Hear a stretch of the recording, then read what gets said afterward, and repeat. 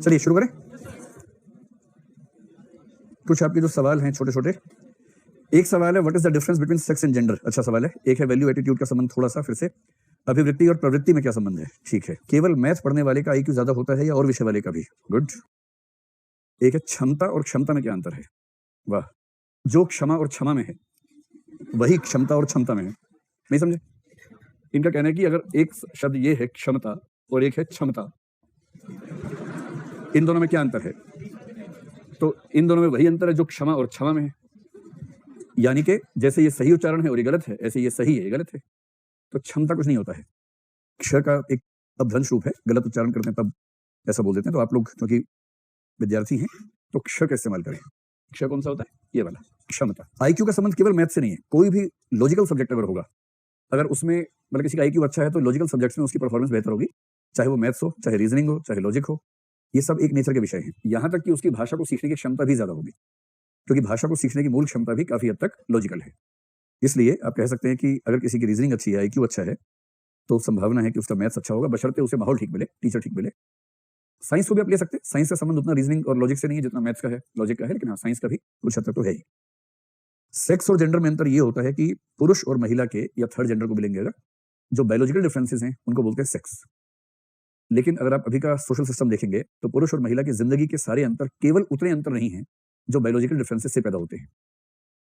तो biological differences से पैदा होने वाला अंतराल ये सेक्सुअल डिफरेंस है। जैसे बच्चे को जन्म देना स्त्री कर सकती है, पुरुष नहीं कर सकता, और इस तरह कुछ छोटे मोटे अंतर और भी हैं।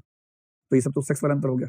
लेकिन अगर इन अंतरों पर आधारित लॉजिकली या इलॉजिकली कुछ सामाजिक, आर्थिक, राजनीतिक अंतर भी पैदा हो जाएं, वो जेंडर का डिफरेंस है। जैसे महिला को घर के अंदर काम करना चाहिए, पुरुष को घर के बाहर करना चाहिए, ये जेंडर का अंतर है, ये सेक्स का नहीं है। बच्चे की परवरिश में बच्चे को दूध पिलाना उसकी माँ करे, ये सेक्सुअल मामला हो सकता है, बायोलॉजिकल मामला है। लेकिन बच्चे की सफाई भी उसकी माँ करे, बच्चे के सारे काम उसकी माँ करे, ये सेक्स का मामला नहीं है, ये जेंडर का मामला है। संपत्ति में हिस्सा केवल पुरुष को मिले, बेटे को मिले, ये सेक्स का अंतर नहीं है, ये जेंडर का अंतर है। फेमिनिस्ट लोग मानते हैं कि सेक्सुअल अंतरों के नाम पर जो अंतर फैलाए गए हैं उनमें से ज्यादातर सेक्सुअल ना होकर के जेंडर बेस्ड अंतर है। तो एक वाक्य में कहें, बायोलॉजिकल डिफरेंसेस का समूह सेक्स है, सोशल, पॉलिटिकल, इकोनॉमिक अंतरों का समूह जेंडर है, और जेंडर के डिफरेंसेस सेक्सुअल डिफरेंसेस से कहीं ज्यादा है हमारे समाज में या किसी भी समाज में।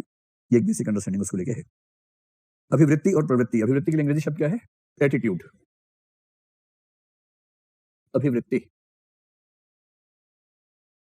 और दूसरा शब्द है प्रवृत्ति। तो प्रवृत्ति के लिए बताइए अंग्रेजी में क्या होगा।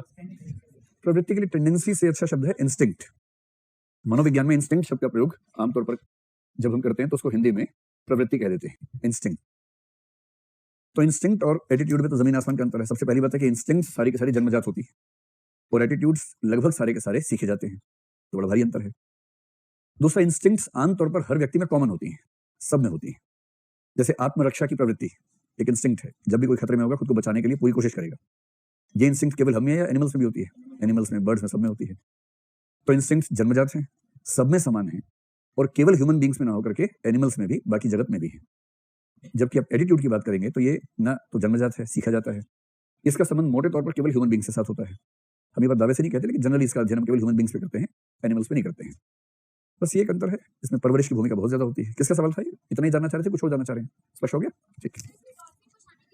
हाँ, कुछ एनिमल्स में ऐसी टेंडेंसीज हैं जिनको आप इंस्टिंक्ट और एटीट्यूड के बीच में रख सकते हैं।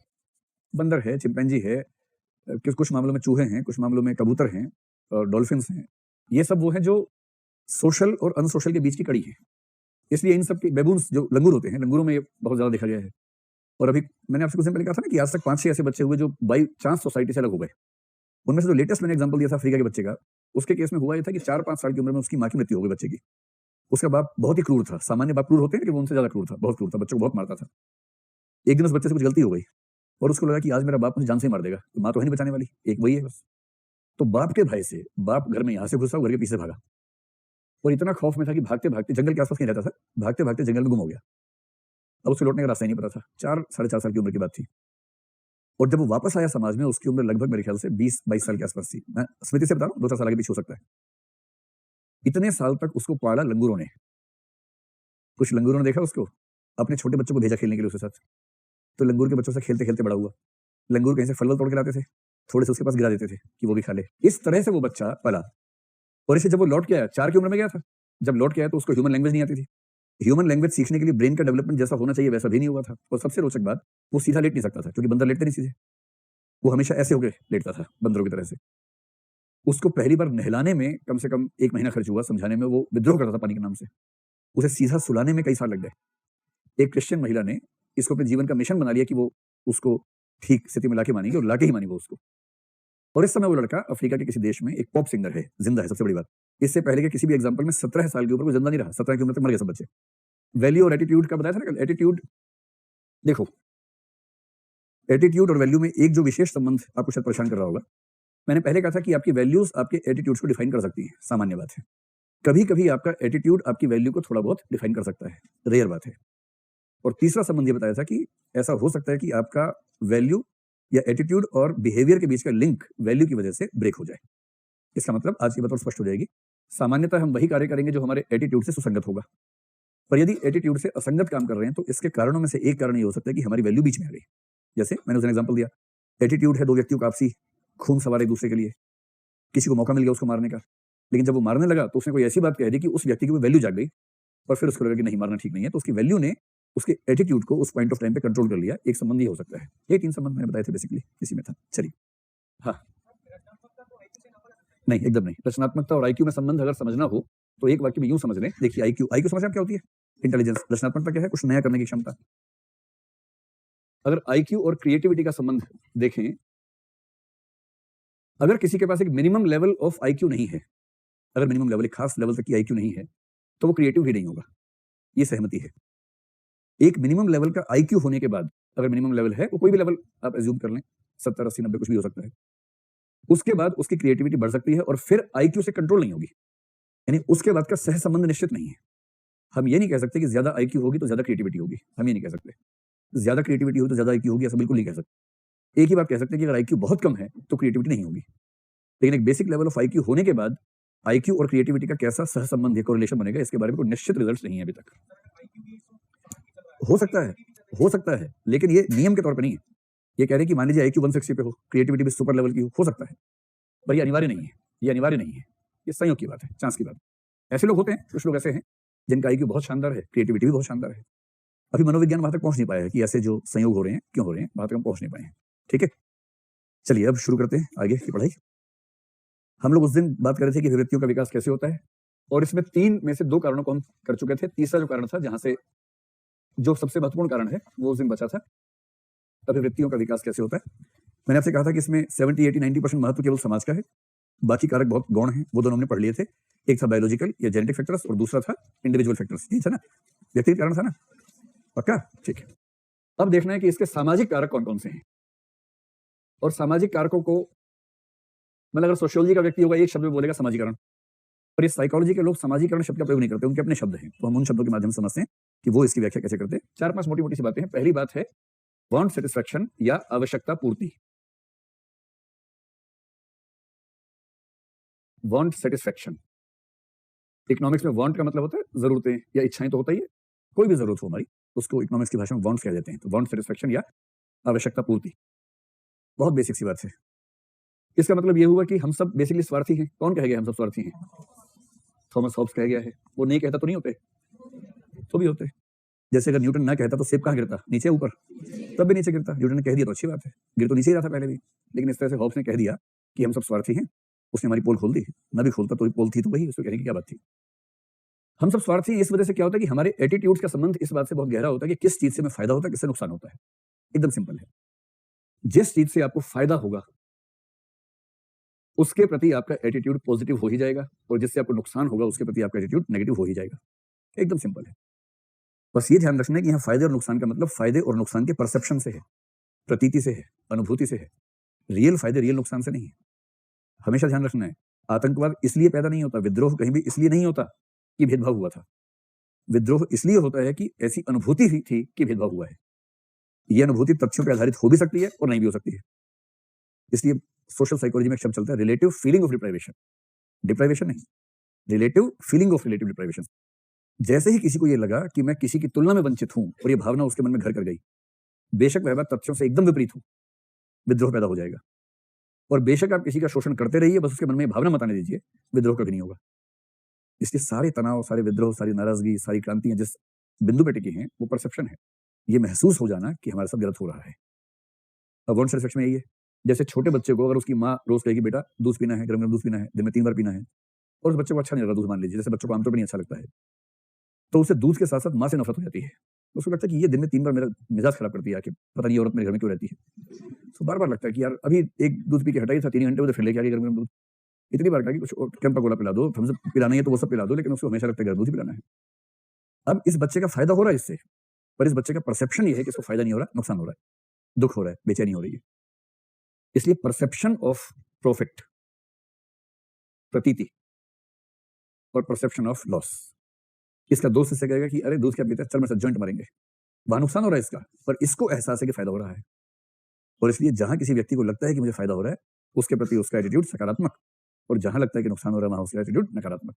पिता रोकता है आजाद होने से तो पिता के प्रति नेगेटिव, माँ अधिकांश बातों में हाँ बोल देती है, कोई बात नहीं बेटा, तो माँ के प्रति सकारात्मक। जैसे आपकी उम्र में विशेष रूप से लड़कों में माताओं को लेकर बड़ा पॉजिटिव रहता है एटीट्यूड, और बाप को लेकर रहता है कि बस अब क्या करें, अब क्या करें, अब एक घर में रहना ही है, क्या करें, अब एक म्यान में 2 तलवार है तो है, मैनेज करना ही है, क्या करें। क्योंकि बाप का प्रेम है कंडीशनल प्रेम, और माँ का प्रेम है अनकंडीशनल प्रेम। एरिक फ्रॉम ने द आर्ट ऑफ लविंग जो किताब लिखी ना, जीवन में जब मौका मिले उसको पढ़ लीजिए, पतली सी किताब है, और उसमें उसने ना सारे पिता के प्रेम, माँ के प्रेम, इन सब प्रेम के अंतर बड़े अच्छे से खूबसूरती से बताए हैं। और उसमें ये बताया कि पिता का प्रेम कंडीशनल है, the art of loving, LOVING, loving, ठीक है। उसमें उसने कहा कि पिता सशर्त प्रेम करता है, हमेशा कंडीशन कि बेटा ऐसे बनोगे तो प्यार मिलेगा, पढ़ोगे तो प्यार मिलेगा, टॉप करोगे तो प्यार मिलेगा, ये करोगे तो ऐसा होगा, ठीक से बिहेव करना, ऐसे मत करना। पर माँ का होता है बेटा तू कैसा भी हो, है तो मेरा बेटा ही या मेरी बेटी ही। तो अनकंडीशनल प्रेम ज्यादा अच्छा महसूस होता है, इसलिए हमें माताओं से प्रेम ज्यादा होता है, कंडीशनल प्रेम चुभता है। लेकिन बुढ़ापे में समझ में आता है कि कंडीशनल प्रेम का भी उतना फायदा था जितना अनकंडीशनल का था। ये दोनों म्यूचुअली इंडिपेंडेंट नहीं है, बल्कि दोनों मिलके एक परवरिश को पूरा करते हैं, दोनों का महत्व है। तो जो चीजें आपको फायदा देंगी, सुकून पहुंचाएंगी, अच्छा, इसका उदाहरण क्या हो सकता है? इसका उदाहरण जैसे फ्रेंड है, दोस्तों से सुकून मिलता है कि बेचैनी मिलती है? सुकून मिलता है, तो वो अच्छे लगते हैं। और माँ बाप से क्या होता है? माँ बाप से तनाव होता है तो बुरे लगते हैं, क्योंकि वो ज्ञान देते हैं बीच बीच में, ऐसा ही होता है ना। और वो टेस्टी खाना हो, रेस्टोरेंट का खाना हो, बाहर का खाना हो, तो अच्छा लगता है, तला भुना खूब मसालेदार, उसकी बात ही अलग है। और घर में माँ कहेगी बेटा घिया खा लो, सीताफल खा लो, लौकी खा लो, तो मन करता है कि पैदा हुए क्यों थे हम लोग, अगर यही सब खाने के लिए पैदा हुए थे, इससे बढ़िया ना पैदा होते, भ्रूण हत्या हो गई होती है हमारी, क्यों पैदा किया हमें। ऐसे ही और क्या हो सकता है इसमें? और कौन, मतलब किसके प्रति सकारात्मक हो सकता है? जैसे नकारात्मक, जैसे टीचर को लेके ऐसा लग सकता है कि ये हमेशा तनाव देता है, तो उसको लेके हमेशा नकारात्मक। मतलब ऐसा टीचर हो जो आपकी आजादी का पूरा सम्मान करे, आपकी मौज मस्ती का सम्मान करे, हाँ ये ठीक है इंसान। और जो स्कूल का पीटीआई होता था, स्पोर्ट्स वाला टीचर, जिसका मूल धर्म पिटाई करना होता था, पीटीआई जो है ना, पिटाई की शॉर्ट फॉर्म है बेसिकली, तो वो जो इसीलिए था कि रात दिन पिटाई ही करनी है, तो उससे नेगेटिव होगा, सिंपल है ना। जिसको आप पसंद करते हैं उसका छोटा भाई बहुत प्यारा लगता है, क्योंकि आपको पता है कि इसके माध्यम से बात बन सकती है। और यदि वो आपसे कह दे कि अगर तूने मेरी गली में भी पैर रखा ना, मैं तेरे पैर तोड़ूंगा, फिर आपको नकारात्मक लगता है कि वहां तो बात ठीक ही थी, ये बीच में आ गया। समझ गए? पहली बात तो आवश्यकता पूर्ति पहली चीज है जिससे हमारे एटीट्यूड्स बनते हैं। इसमें सामाजिक भूमिका बहुत ज्यादा नहीं है, तो सामान्य बात। दूसरी बात क्या है? सेकंड पॉइंट है कि आपको दी गई सूचनाएं क्या हैं, प्रदत्त सूचनाएं, इंफॉर्मेशन गिवन। देखिए सारा खेल वही है, मैंने आपसे कहा ना कि कोई भी एटीट्यूड, उसके लिए कॉग्निटिव एस्पेक्ट भी चाहिए, अफेक्टिव भी चाहिए, बिहेवियरल टेंडेंसी भी चाहिए। कॉग्निशन का संबंध होता है सूचनाओं से। कॉग्निशन का मतलब विश्वास। आप समझ पा रहे हैं ये बात? कॉग्निशन के बहुत सारे पक्षों में एक विश्वास होता है, बिलीफ। और किसी भी एटीट्यूड के निर्माण में एक बिलीफ का होना जरूरी है। और बिलीफ के बारे में उस दिन कहा था, बिलीफ को इस बात से फर्क नहीं पड़ता कि आपके पास जानकारी सही है या गलत है। फर्क इस बात से पड़ता है कि जो जानकारी आपके पास है, आपको उसके सही होने का भरोसा है या नहीं। यदि मुझे किसी बात पर भरोसा है, चाहे वो बात एकदम रद्दी किस्म की हो, चाहे वो बात एकदम झूठ हो, पर यदि मुझे भरोसा है कि वो ठीक बात है, तो ये मेरा बिलीफ है, और मेरे एटीट्यूड्स के लिए ये बिलीफ काफी है। ठीक, तो बिलीफ सही हो गलत तो फर्क नहीं पड़ता, लेकिन बिलीफ होना चाहिए।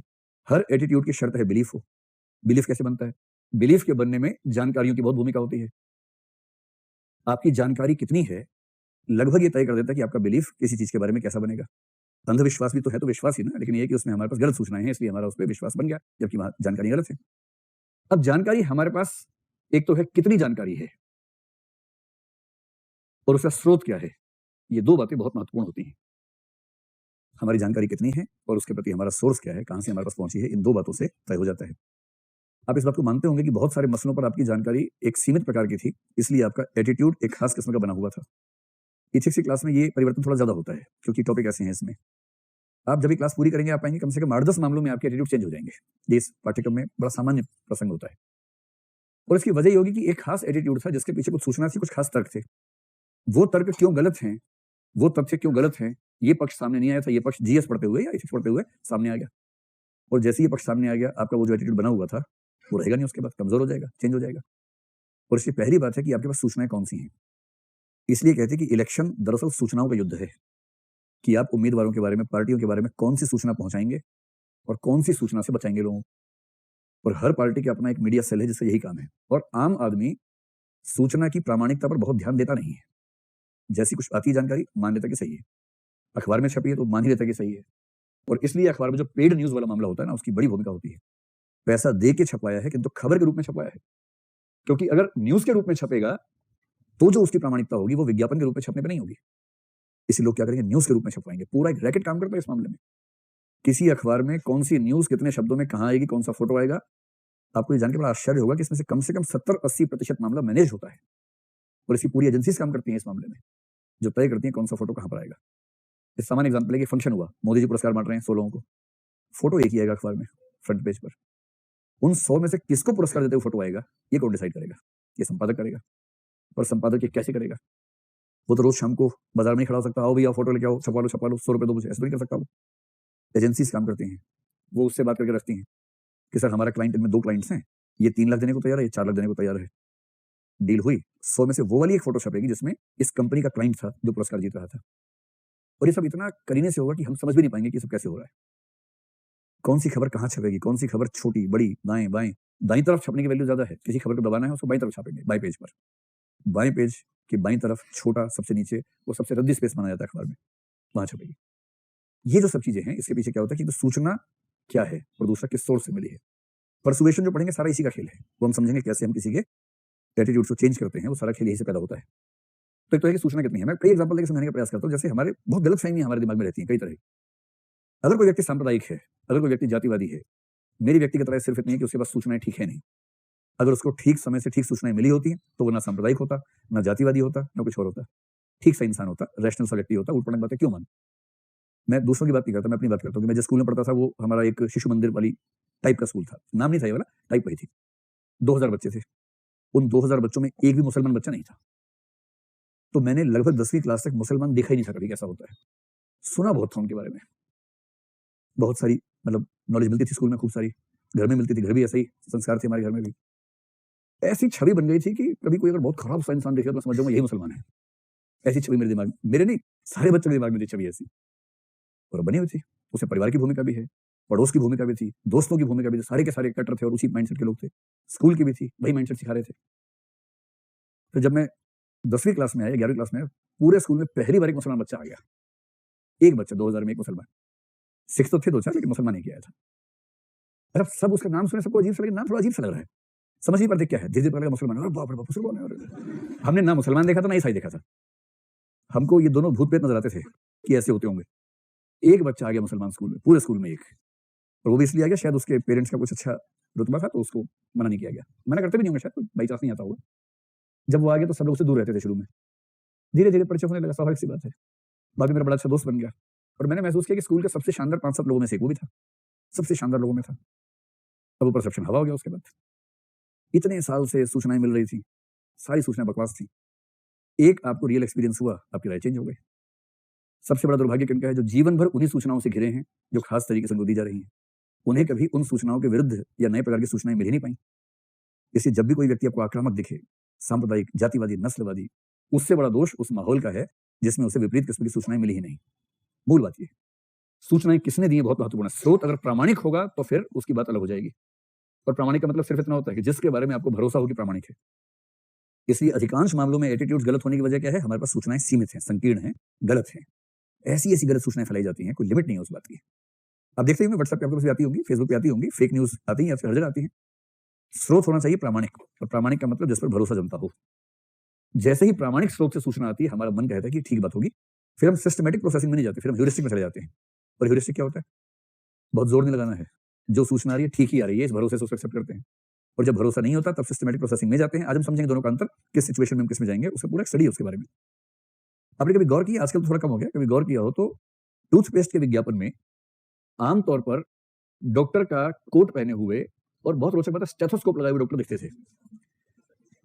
टूथपेस्ट के विज्ञापन में स्टेथोस्कोप वाले डॉक्टर, और मैंने आज तक कोई डेंटिस्ट नहीं देखा स्टेथो से दांत चेक करता हूँ भाई दांत के अंदर धड़कन आ रही है कि नहीं आ रही है, लेकिन क्योंकि आम आदमी के मन में एक विश्वास है कि स्टेथो लगने से व्यक्ति डॉक्टर होता है, और वो कह रहा है कि तुम्हारे दांत में सिहरन होती है, ठंडा लगता है, गर्म लगता है, तुम्हारे टूथपेस्ट में नमक नहीं है, मेरे में नमक है, हल्दी है, चूना है, कत्था है, तो हमारे में नमक नहीं है।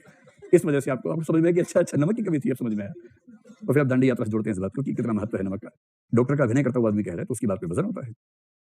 इसी प्रकार अगर किसी भी विज्ञापन में कोई एक्सपर्ट व्यक्ति है तो आपको उस पर विश्वास जल्दी जमेगा, चाहे विज्ञापन हो चाहे कुछ भी हो, किसी तरह का मामला हो। और यदि आपको जैसे मैं क्लास में मजाक में कहता हूँ ना, 3 अंग्रेजों के नाम लिख दो उत्तर प्रामाणिक हो जाता है, अंग्रेज है मजाक समझते हो। ये हमारे समाज का परसेप्शन है कि जितना ज्ञान विदेशियों के पास है उतना भारतीयों के पास नहीं है। इसलिए बांगड़ सीमेंट का विज्ञापन देखिए कभी, सीमेंट का नाम बांगड़ है, वो अंग्रेज बांगड़ बोल नहीं सकता, वो र बोलता बांगड़, क्योंकि र उनकी भाषा में होता नहीं है। लेकिन जब अंग्रेज बोलता है ना, हाँ क्या सबसे सस्ता, सबसे सस्ता, सबसे टिकाऊ, ऐसे करके बोलता है तो भारतीय लोग ये बात है यार। हाँ, इस सीमेंट में जो बात है ना, इंग्लिश बात है इसके अंदर, बाकी सब तो हिंदी सीमेंट है, ये तो इंग्लिश सीमेंट है। क्योंकि आपको भरोसा है कि अंग्रेज बोल रहा है तो बड़ी बात होगी, सारा विकास इन्हीं लोगों ने किया दुनिया भर का। समझ रहे कैसे काम करता है सब? तो सूचना कितनी है, किस स्रोत से मिली है। यदि आपको भरोसा है आपके फादर बहुत प्रामाणिक बात करते हैं तो फादर जो बताएंगे आप उसको सही मान के चलेंगे। और हमें से अधिकांश लोग बचपन में जो हमारे पिताओं ने बताया या माताओं ने बताया उसको एकदम सच मान के चलते हैं जब तक वो खारिज नहीं होता। और ऐसी सैकड़ों बातें जो कभी खारिज नहीं होंगी किंतु थी गलत, और हमारे एटीट्यूड सारे के सारे बने रहेंगे उन झूठी सूचनाओं से जो हमारे पास थी। इसलिए थोड़ा सा ये ध्यान रखना चाहिए कि जो सूचनाएं हमारे पास हैं उनमें से कितनी सूचनाएं प्रामाणिक हैं। और सोशल जस्टिस या सोशल इश्यूज के समय ये बड़ा महत्वपूर्ण होता है समझना कि हम सोसाइटी में कहां-कहां ऐसी मिस्टेक्स करते हैं। तीसरा बिंदु एक है ग्रुप एफिलिएशंस, समूह संबंध। इसका मतलब है कि आपका संबंध कौन से समूहों से है, ये बात भी प्रभावित करती है आपके एटीट्यूड्स के बनने की प्रक्रिया को। देखिए समूह क्या होता है, समाज जो होता है ना, समाज की परिभाषा करना बड़ा मुश्किल काम है, लेकिन जिन लोगों ने की उन्होंने कहा कि समाज जो है वो समूहों की व्यवस्था है बेसिकली। मेरे कुछ लोग कहते हैं कि society is a web of social relationship, समाज सामाजिक संबंधों का जाल है, वो समाज है। हाँ, मैं कई बार और पेज 2 लोग थे उन लोगों ने परिभाषा दी थी। लेकिन समाज शास्त्र के लोग कहते हैं कि समाज को पढ़ने के लिए सही इकाई इंडिविजुअल नहीं है, समाज को पढ़ने की सही इकाई समूह है, ग्रुप्स हैं। और समाज में क्या होता है कि जब तक व्यक्ति अकेला है तो एक है, 2 हैं तो भी ग्रुप नहीं होता है, 3 होते ही ग्रुप हो जाता है, और 3 होते ही बात गोपनीय नहीं रह पाती उसके बाद। आप समझ पा रहे होंगे, क्योंकि 2 को बात पता है और तब लीक हुई है तो आपको पता है किसने लीक की है। लेकिन जैसी बात 3 के पास है उसके बाद एनोनिमिटी का सुख आपके हाथ में है कि आप लीक करके कह सकते हैं कि मैंने तो नहीं की भाई। 2 में आप ये नहीं कह सकते, और 1 में तो कहने का मतलब ही नहीं है, 1 में तो आपके पास ही है। जो ट्राइड है 3 है, 2 को बोलते डाइड, 3 को बोलते ट्राइड। 3 और 3 से ज्यादा व्यक्तियों के संबंधित जो गुच्छे हैं उनको बोलते हैं समूह। और समूह कई प्रकार के हैं। समूह में आपको 2 शब्द में समझाना चाह रहा हूं। एक दृष्टि से देखें तो समूह को बोलते हैं प्राथमिक समूह और द्वितीयक समूह, primary groups and secondary groups. और दूसरे नजरिए से देखें तो एक विशेष ग्रुप का नाम होता है संदर्भ समूह। आपने कभी ये शब्द सुना है संदर्भ समूह? प्राथमिक को बोलते हैं प्राइमरी ग्रुप, तो बताओ द्वितीय क्या होगा? सेकेंडरी होगा। तो बताओ संदर्भ क्या होगा? टर्शरी नहीं, रेफरेंस ग्रुप। तो जल्दी से इन तीनों का मतलब समझ लीजिए क्या होता है। प्राइमरी ग्रुप का बेसिक मतलब होता है कि छोटा ग्रुप जिसमें आमने सामने के संबंध हो और हर व्यक्ति का हर व्यक्ति से संबंध हो। तो प्राथमिक समूह की एक विशेषता है कि छोटा होता है, मतलब बहुत बड़ा नहीं हो सकता, इसकी लिमिट होती है। इसकी मूल विशेषता छोटा होना नहीं है, मूल विशेषता है आमने सामने के संबंध। आमने सामने के संबंध को ही एक और बिंदु से कहेंगे तो भावनात्मक संबंध होते हैं। एक भावनात्मक किस्म की अटैचमेंट इसमें आमतौर पे होती है, किसी किसी केस में इंडिविजुअली ना हो तो अलग बात है, लेकिन आमतौर पे होती है। और ये समूह लंबे चलते हैं, अनौपचारिक होते हैं। भावनात्मक को आप अनौपचारिक कहना चाहें तो भी ठीक है, इनफॉर्मल, इनको बोलते हैं प्राथमिक समूह। हमारे जीवन में बहुत सारे प्राथमिक समूह होते हैं, कोई एक नहीं होता है, बहुत सारे। ठीक, जैसे आपका परिवार, कौन से वाला? जो मम्मी पापा के साथ परिवार है आपका, वो वाला, उसको बोलते हैं फैमिली ऑफ ओरिएंटेशन। दूसरा जो बनाएंगे फैमिली ऑफ प्रोक्रिएशन बोलते हैं उसको, जिस परिवार में आप और आपका spouse, would be spouse, should be spouse या कुड बी स्पाउस, जो भी होगा उसमें से आपका स्पाउस और फिर आपके ऑफस्प्रिंग्स होंगे जो चिन्ह मुन्नु होंगे बाद में, वो सब, ये सब मिलकर एक परिवार बनेगा। तो ये दोनों क्या हो जाएंगे? 2 प्राइमरी ग्रुप्स हो जाएंगे आप। फिर आपका जो पीयर ग्रुप होगा, जो आपका मित्र समूह है, गैंग यानी के, वो होता है सबसे बढ़िया प्राथमिक समूह होता है। प्राथमिक समूह की सिंपल पहचान है, रिलेशन इमोशनल होगा और हर मेंबर को जानता होगा। ये नहीं हो सकता कि 4 लोग का ग्रुप है में से एक चौथे को जानता ही नहीं है, ये नहीं हो सकता। चारों एक दूसरे को उसकी रग रग को जानते होंगे, तब बनेगा प्राइमरी ग्रुप। कितना खुश हो रहा है रग रग वाली बात से?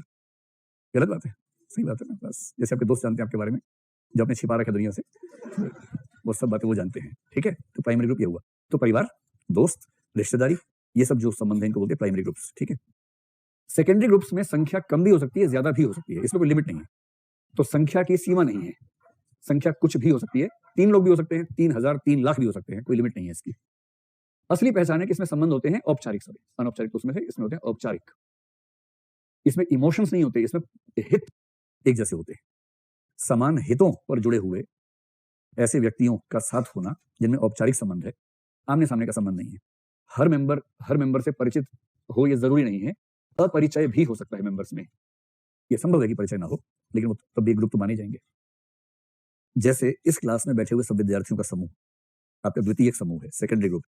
ठीक है, आप सबका ग्रुप क्यों है? क्योंकि आप सबके हित समान है, आप सबके क्लास का एक ही टाइम है, आपको पढ़ना है, क्वेश्चन होंगे, आंसर आपके चेक होंगे, उससे तो हित बहुत सारे पे समान है। तो हितों की समानता आप सबका ग्रुप बनाती है। पर आपकी संख्या इतनी है कि कोई व्यक्ति अगर बहुत मिलनसार टाइप का भी हो ना, सुपर एक्सट्रोवर्ट भी हो, तब भी उसके लिए संभव नहीं कि वो सबको जान सके, और सबसे इमोशनल रिलेशन बना रहे हो तो नहीं संभव है। और इसका मतलब ये हुआ कि ये एक समूह कैसा हुआ? द्वितीय समूह हुआ। भावनात्मक संबंध नहीं, औपचारिक संबंध है। हाँ, कभी आमना सामना हो गया सड़क पे और आई कार्ड से पहचान गए कि समूह के हैं, तो आप मुस्कुरा देंगे, हेलो बोल देंगे, इतना ही संबंध है, उसके ऊपर का संबंध नहीं है। रेलवे कर्मचारी यूनियन, कई लाख लोग हैं, ये कैसा समूह है? द्वितीय समूह है। आईएएस एसोसिएशन, आईपीएस एसोसिएशन, ये सब द्वितीय समूह है। अब आप मुझे बताइए, सिंपल सा लिखना एक ही वाक्य है, व्यक्ति के एटीट्यूड्स के निर्माण में ज्यादा बड़ी भूमिका प्राथमिक समूहों की है, द्वितीय समूह की है? प्राथमिक समूहों की। तो बस एक वाक्य लिखिएगा कि व्यक्ति कौन से प्राथमिक समूहों से जुड़ा है बचपन से और अभी तक। इससे बहुत हद तक तय होता है कि उसका कैसा एटीट्यूड फॉर्मेशन होगा, क्योंकि ये एक रिसर्च हुई है जिसमें देखा गया कि प्राथमिक समूहों में आमतौर पर पॉलिटिकल एटीट्यूड्स में भी हाई कोरिलेशन होता है।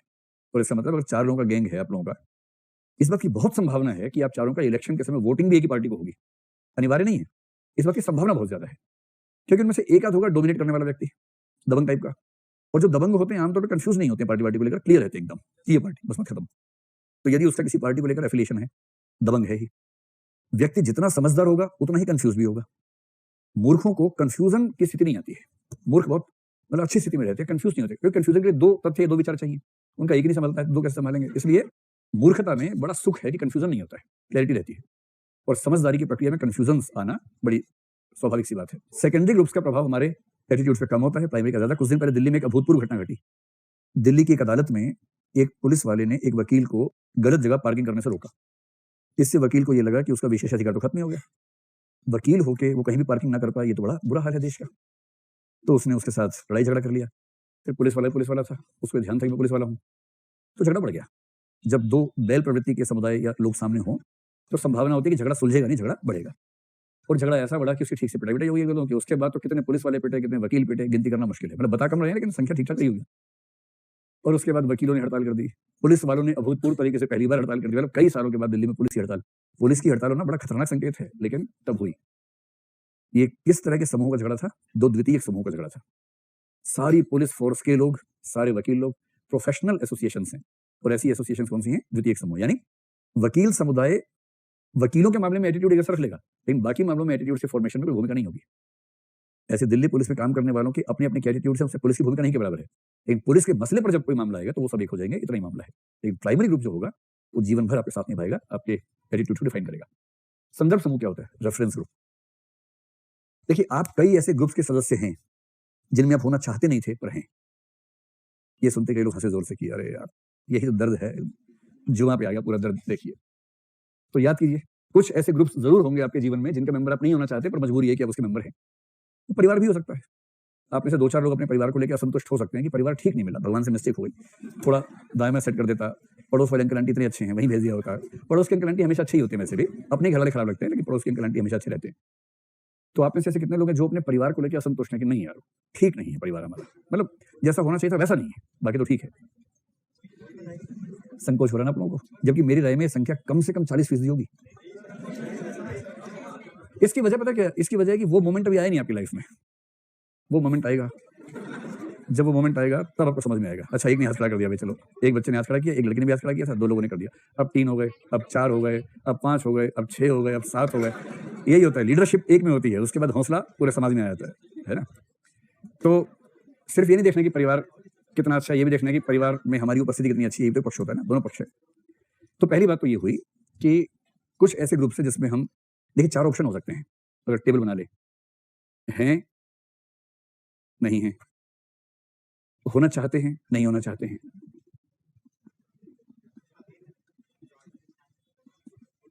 अब कुल मिलाकर 4 ग्रुप बन जाएंगे। पहला वो ग्रुप हैं प्लस होना चाहते हैं, एक तो ये ग्रुप बनेगा। ठीक, आप जिस ग्रुप के मेंबर हैं और आप उस ग्रुप के मेंबर होना भी चाहते हैं, चाहने का मतलब ये नहीं कि भविष्य में होंगे, हैं पर आपको अच्छा लगता है किंतु नहीं चाहते हैं, नहीं है किंतु होना चाहते हैं, न तो हैं और न ही होना चाहते हैं, 4 ही ऑप्शन बनते हैं। तो जिस भी ग्रुप का मेंबर आप होना चाहते हैं, चाहे आप मेंबर हों चाहे ना हो, तो 2 समूह, पहला हो जाएगा हैं प्लस चाहते हैं, दूसरा कौन सा बनेगा बताओ? नहीं है प्लस चाहते हैं। जिस भी समूह के बारे में आप इनमें से किसी एक फार्मूले पर आ जाए, वो आपका संदर्भ समूह है। इन दोनों को बोलते हैं संदर्भ समूह, रेफरेंस ग्रुप। और रेफरेंस ग्रुप की धारणा पहली बार एक स्टाउफर नाम का आदमी सोचने दी, लेकिन जिस व्यक्ति ने इसको ठीक से प्रमोट किया, मैंने जिक्र किया था, रॉबर्ट मर्टन एक विचारक हुए, नोबेल पुरस्कार विजेता हैं, रॉबर्ट किंग मर्टन पूरा नाम था इनका। तो अगर आप परीक्षा को प्रभावित करना चाहें तो कह सकते हैं कि रॉबर्ट किंग मर्टन या रॉबर्ट मर्टन ने, या सिर्फ मर्टन ने, रेफरेंस ग्रुप के बारे में एक विश्लेषणात्मक अध्ययन किया है, अच्छा गहरा अध्ययन किया है। तो अब जल्दी से बताओ, रेफरेंस ग्रुप के मतलब क्या हुआ? 2 चीजें, पहला जिसका मेंबर मैं हूं और रहना भी चाहता हूं, या जिसका मेंबर अभी नहीं हूं पर होना चाहता हूं, ये दोनों क्या होंगे? रेफरेंस। यानी जिनसे मैं अपनी पहचान चाहता हूं, इसलिए मैं उससे मेंबर हूं तो कंटिन्यूएशन चाहता हूं, नहीं हूं तो बनना चाहता हूं, क्योंकि इन दोनों से मेरी पहचान बनती है, वो पहचान जो मुझे अच्छी लगती है, मैं उस पहचान को लेकर खुश होता हूं। मसलन ऐसे ग्रुप जिसमें आप हैं भी और होना चाहते भी हैं, जिसके बारे में बताने में आपको अच्छा लगता है, आपको संकोच नहीं होता है, आप खुल के बताते कि मैं इस ग्रुप का मेंबर हूं। एक तो ये हो सकता है कि आपके कैसे परिवार हो, ये भी हो सकता है कि आपका जो गैंग है, अगर आपके गैंग का बहुत सम्मान है इलाके में, तो आप कह सकते हैं, समझ रहे हो मैं कौन हूँ? ब्लैक कैट कमांडो गैंग का मेंबर हूँ, बीसीसी, मजाक समझ रहे हो तुमने? अगर आपको लगता है कि आपके गैंग का सम्मान है, तो आपका गैंग आपका रेफरेंस ग्रुप है। किसी किसी के मामले में इसका विपरीत हो सकता है। जैसे मैंने बहुत सारे बच्चों को देखा है जो तथाकथित निम्न कही जाने वाली जाति से हैं, संयोग से, और वो इस चीज से लगातार जूझते हैं कि मैं ये बात कैसे बताऊं, काश ये ना बताना पड़े, छिप जाए किसी तरह से। तो वो ग्रुप कैसा उनका? उसे मेंबर हैं पर दिखना चाहते नहीं है, रहना चाहते नहीं है, मजबूरी है, उसे मेंबर हैं वो। ये बात केवल इसमें है, धर्म में भी हो सकती है, धर्म में भी हो सकती है। और जब जब हिंदू मुसलमान दंगे होते हैं, कोई भी दंगा हो, आप पाएंगे कि जो धर्म कम संख्या वाला है, उसके कुछ मेंबर्स अपनी वो पहचाने छिपाने लगते हैं जिनसे पता लगता है कि वो उस धर्म के लोग हैं। और दुनिया भर का फिनोमेना है। अगर पाकिस्तान में हिंदू मुसलमान दंगा हो जाएगा, तो तय मान के चलिए कि बहुत सारे हिंदू लोग अपना वेश बदल लेंगे उन दिनों में, इस तरह से निकलेंगे कि मुसलमान देखें, क्योंकि आत्मरक्षा करनी है, क्या करें, नहीं पहचान बता सकते उस समय। लेकिन संदर्भ समूह का मतलब मैं चाहता हूं और पहचान जाहिर करना चाहता हूं। दूसरा है नहीं हूं पर मैं उसमें मेंबरशिप चाहता हूं। जैसे आपके लिए IAS एसोसिएशन, इसका मेंबर होना आपके लिए जीवन का एक सपना हो सकता है, ठीक ठाक सही से सपना हो सकता है ना? और ऐसे कौन से ग्रुप हैं कि आपको उसमें होना है? जैसे सांसद होना है, क्योंकि सब बच्चों की योजना हुई होती है, IAS बनना है, 10 साल रिजाइन कर देना है, फिर सांसद बनना है, फिर 10 साल में कैबिनेट मिनिस्टर, अंत में PM, और फिर देखेंगे राष्ट्रपति कर सकते हैं, मन करेगा तो। लगभग सारे बच्चे ऐसी प्लानिंग लेके आते हैं। बहुत सारे बच्चे ऐसी बात करते हैं कि बस तो होना ही, बस 5 साल। वो 5 साल पूरे नहीं होते बस IAS बनने के बाद, वो पूरे होते 35 एक ही बार में। तो आप में से कई लोगों की योजना होगी सांसद बनना, या भारतीय संसद सदस्यों में शामिल होना, रेफरेंस ग्रुप है ना? कैबिनेट में होना, फिर दुनिया भर के प्राइम मिनिस्टर्स की मीटिंग में बैठना आपका रेफरेंस ग्रुप हो सकता है, इस तरह के ग्रुप। क्या आप ये समझ पा रहे कि रेफरेंस ग्रुप हमारे एटीट्यूड्स पे बड़ा जबरदस्त असर डालते हैं? जिसके मेंबर हम हैं वो तो डालते ही हैं, जिसके नहीं है उसको लेके हम लोग जो लगातार करते रहते हैं। समाजशास्त्र में एक शब्द चलता है एंटीसिपेटरी सोशलाइजेशन, जो आप लोग भी करते होंगे जरूर। मैं आपको बताता हूँ ये क्या होता है, फिर आप बताइए कि आपने कभी ऐसी कोई हरकत की है कि नहीं की है। एंटीसिपेटरी सोशलाइजेशन, इसको कुछ लोग हिंदी में बोलते हैं पूर्वाभ्यासी समाजीकरण। पूर्वाभ्यास करते हैं समाजीकरण का, पूर्वाभ्यासी समाजीकरण। जैसे ऐसा माना जाता है कि मेडिकल साइंस पढ़ने वाले बच्चे जब फाइनल ईयर में होते हैं ना, एक दूसरे बोलते हैं डॉक्टर साहब, और डॉक्टर साहब कैसे हैं? अब वो धीरे धीरे प्रैक्टिस कर रहे हैं कि अगले साल से डॉक्टर कहेंगे, मजा आ जाएगा, तो अभी से वो प्रैक्टिस करते हैं, डॉक्टर साहब बोलते हैं, DOC, डॉक्टर साहब। मैं डॉक्टर का डॉक्टर साहब नहीं, कुछ आप कुछ और समझ लें, डॉक्टर साहब, ये एक ट्रेंड है। तो ये क्या है? पूर्वाभ्यासी समाजीकरण। पहले से डॉक्टर बनना इतना खुशी की बात है कि बने भी नहीं है उसके लिए जा रहे डॉक्टर साहब करके आपस में खुशी बांटते हैं। तो आप में से कुछ बच्चे एक दूसरे को आपसे बोलते हैं, कलेक्टर साहब और DM साहब बात तो कर लो उनसे, और आप कह रहे हैं SP जल्दी खाना बना मेरे लिए, और वो कह रहा है DM साहब आज खाना बनाने की आपकी जिम्मेदारी है, और पीछे बैठे तहसीलदार पीछे बैठा होगा, वो कह रहा है DM तो नहीं हो पा रहा है, तहसीलदार ठीक है, पटवारी ठीक है, और आप उसको बोले पटवारी चलो लाओ प्याज लेके काटो प्याज बाहर ले। अगर आप लोग ऐसी भाषा का इस्तेमाल करते हैं, ईमानदारी से बताइए कितने लोग करते हैं ऐसी भाषा का इस्तेमाल? हाँ देखो 15-20 ने हाथ खड़ा कर दिया है। तो आप लोग जिस हरकत को कर रहे हैं, जिस प्रोसेस में, उसका नाम क्या होता है? Anticipatory socialisation. कि बनना है पहले से तैयारी कर लो, बाद में दुविधा ना हो सुनने में, प्रैक्टिस कर लो, कान अभ्यस्त हो जाए सुनने के लिए विषय, ये अभ्यास। और ये हर बार सुन के आपको अवचेतन स्तर पर इतना प्रभाव पड़ता होगा कि लगता होगा कि बनना है, सुन तो बहुत लिया, और फिर आप उसको करने के लिए, सफल होने के लिए और ज्यादा मुस्तैद हो जाएंगे और ज्यादा सक्रिय हो जाएंगे। ये तो 2 सार हैं पूरी बात के। व्यक्ति कौन से प्राथमिक समूहों का सदस्य है और व्यक्ति के संदर्भ समूह कौन से हैं, इससे बहुत हद तक उसके एटीट्यूड तय होते हैं। अगर मैं इसको और सिंपल कर दूं, जैसे आप में मुझे कुछ बच्चे ऐसे मिलते हैं, साल में 8-10 मिल जाते हैं ऐसे बच्चे, वो बड़ी फंडामेंटल बात पूछते हैं। एक बार तो एक बच्चा 8-10 साल पहले 3 चश्मे लेके आया कि सर आईएएस पे कौन सा अच्छा लगता है इनमें से? तो मैंने कहा यार क्यों परेशान हो इस बात के लिए? बोला सर अभी से थोड़ा-सा ना प्रैक्टिस करना चाह रहा हूँ ताकि आईएएस बनने के बाद मैं आईएएस दिखूँ भी। क्योंकि मैंने कुछ लोगों के बारे में सुना कि आईएएस दिखता है एकदम, कुछ के बारे में सुना कि आईएएस से पर दिखता नहीं है। तो मैं चाह रहा हूँ कि मेरे बारे में कोई ये ना कहे कि आईएएस दिखता नहीं है। तो उसने एक तैयारी करी, दूसरी ठीक से नहीं की। तो आईएएस दिखा तो लगातार, लेकिन वो बना नहीं, क्योंकि उसकी मेहनत का ज़्यादा अनुपात यहाँ खर्च हो गया। एकदम चश्मा भी वैसा, कमीज पैंट वैसी पहनता था, और एकदम जूते पे क्लास में कोई सोची काले चमकते हुए जूते पहन के, belt, formal shirt, formal trouser पहन के आए, और उसको देख के सच में लगे कलेक्टर साहब बैठे हुए हैं। तो होता है कुछ लोगों को एंटिसिपेटेड सोशलाइजेशन होता है। तो अभी कल परसों में एक बच्चे ने ऐसी बात पूछी कि ट्रेनिंग के बाद की बात पूछते हैं कई बच्चे, प्रीलिम्स नहीं, मेंस नहीं, इंटरव्यू नहीं, सिलेक्शन नहीं, ट्रेनिंग नहीं, ट्रेनिंग के बाद की स्थितियां क्या होने वाली हैं, इस पर बात करते हैं। तो इन बच्चों का संदर्भ समूह के प्रति लगाव जरूरत से ज्यादा होने से ऐसा होता है, जो कि बहुत रेयर बात नहीं है, सामान्य बात है, ऐसा होता है। क्या अगला पॉइंट लीजिए। अब जो मैं पॉइंट बता रहा हूं, साइकोलॉजी के 3 प्रिंसिपल्स हैं, आप इन तीनों पर 2-2 लाइन लिखेंगे। इसको बोलते हैं सोशल लर्निंग, सामाजिक। अब लर्निंग के लिए ना एक शब्द चलता है जो कुछ ही लोग समझते हैं, वो है अधिगम। एजुकेशनल साइकोलॉजी में इसके चलता है सामाजिक अधिगम, यानी लर्निंग के प्रोसेस के लिए शब्द है अधिगम। आप में से कितने लोग इस शब्द को जानते हैं, अधिगम को? हाथ खड़ा करें। ठीक ठाक लोग हैं, कम से कम 20 लोग जानते हैं 500 में से, बाकी ने पहली बार सुना है। अगर कहीं आप पढ़े सामाजिक अधिगम, आप अंदाजा भी लगा पाएंगे क्या है ये तो ऐसे लॉजिक से भी नहीं निकलेगा कि अधि प्लस गम, गम यानी गम, अधि मतलब अधि, यानी जिसका गम आधा हो गया हो, वो तो अर्थ भी नहीं निकलेगा। लेकिन लर्निंग का कोई हिंदी का आसान शब्द है नहीं, सीखना बोल सकते हैं, पर वो बड़ा सरल सा शब्द है, उसमें टेक्निकल या पारिभाषिक शब्दावली वाला टच नहीं आता है। देख लीजिएगा जो ठीक लगे। सोशल लर्निंग में 3 कंसेप्ट है। सोशल साइकोलॉजी कहती है कि बच्चे कैसे सीखते हैं समाज से, उसका प्रोसेस क्या है। उस प्रोसेस में जो सबसे पहला और सबसे महत्वपूर्ण सिद्धांत है उसको बोलते हैं क्लासिकल कंडीशनिंग। ये एक मॉडल है, इस शब्द का ऐसे ही इस्तेमाल कर दीजिएगा, क्लासिकल कंडीशनिंग। ठीक है। इसको हिंदी में कुछ लोग बोलते हैं क्लासिकी अनुबंधन, कुछ बोलते हैं क्लासिकी क्या होता है, शास्त्रीय अनुबंधन करो। तो आपको तय करना है कि आतंकवादी किस लेवल पर आपको जाना है, लेकिन मेरा मानना है कि क्लासिकल कंडीशनिंग ही ठीक है। इसको आप ज्यादा से ज्यादा देवनागरी में लिख दें, अपना काफी है, वरना ऐसे भी लिखेंगे चल जाएगा। क्लासिकल कंडीशनिंग का मॉडल जिस व्यक्ति ने दिया वो एक रशियन साइकोलॉजिस्ट था, जिसका नाम था पावलोव, PAVLOV, पावलोव। इसको कहेंगे पेवलोव, पेवलो ऐसे बोल देते हैं, और इसलिए कुछ लोग सोचते हैं पेवलोवियन कंडीशनिंग। उसके नाम का इतना सम्मान है मनोविज्ञान में कि पेवलोवियन कंडीशनिंग अगर कहीं शब्द जीवन में आप पढ़ें तो इसका मतलब भी वही है। चिंतक था पेवलोव, और कंडीशनिंग का नाम है क्लासिकल कंडीशनिंग। दोनों नाम प्रचलित है, पेवलोवियन कंडीशनिंग और क्लासिकल कंडीशनिंग। ठीक है। इसके दीवाने इतने हैं, जैसे जॉन रॉल्स पॉलिटिकल फिलोसफी में जब पैदा हो गया, ये 20वीं सेंचुरी की बात है, 1959-71 इस दौर की बात है।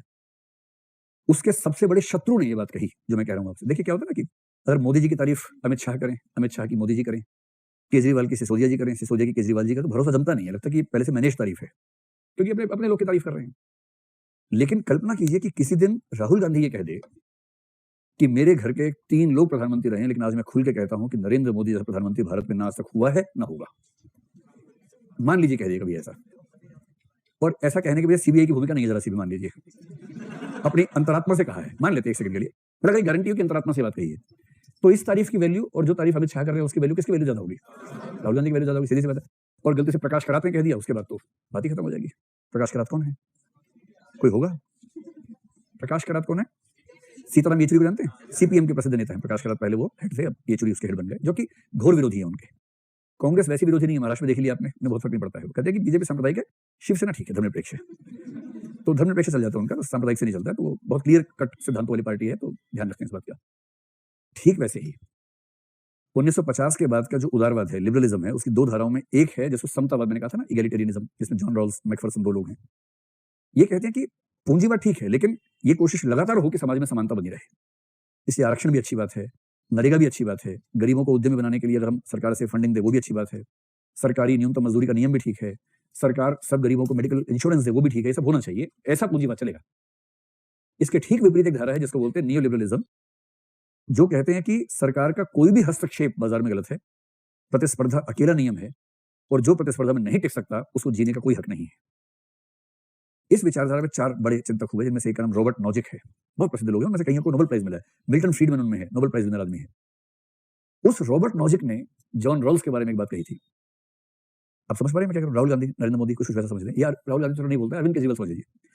केजरीवाल कह रहा है मोदी जी के बारे में कि भाई ऐसा प्रधानमंत्री आज तक ना हुआ है ना होगा, ये सचमुच विष्णु के 10वें अवतार हैं।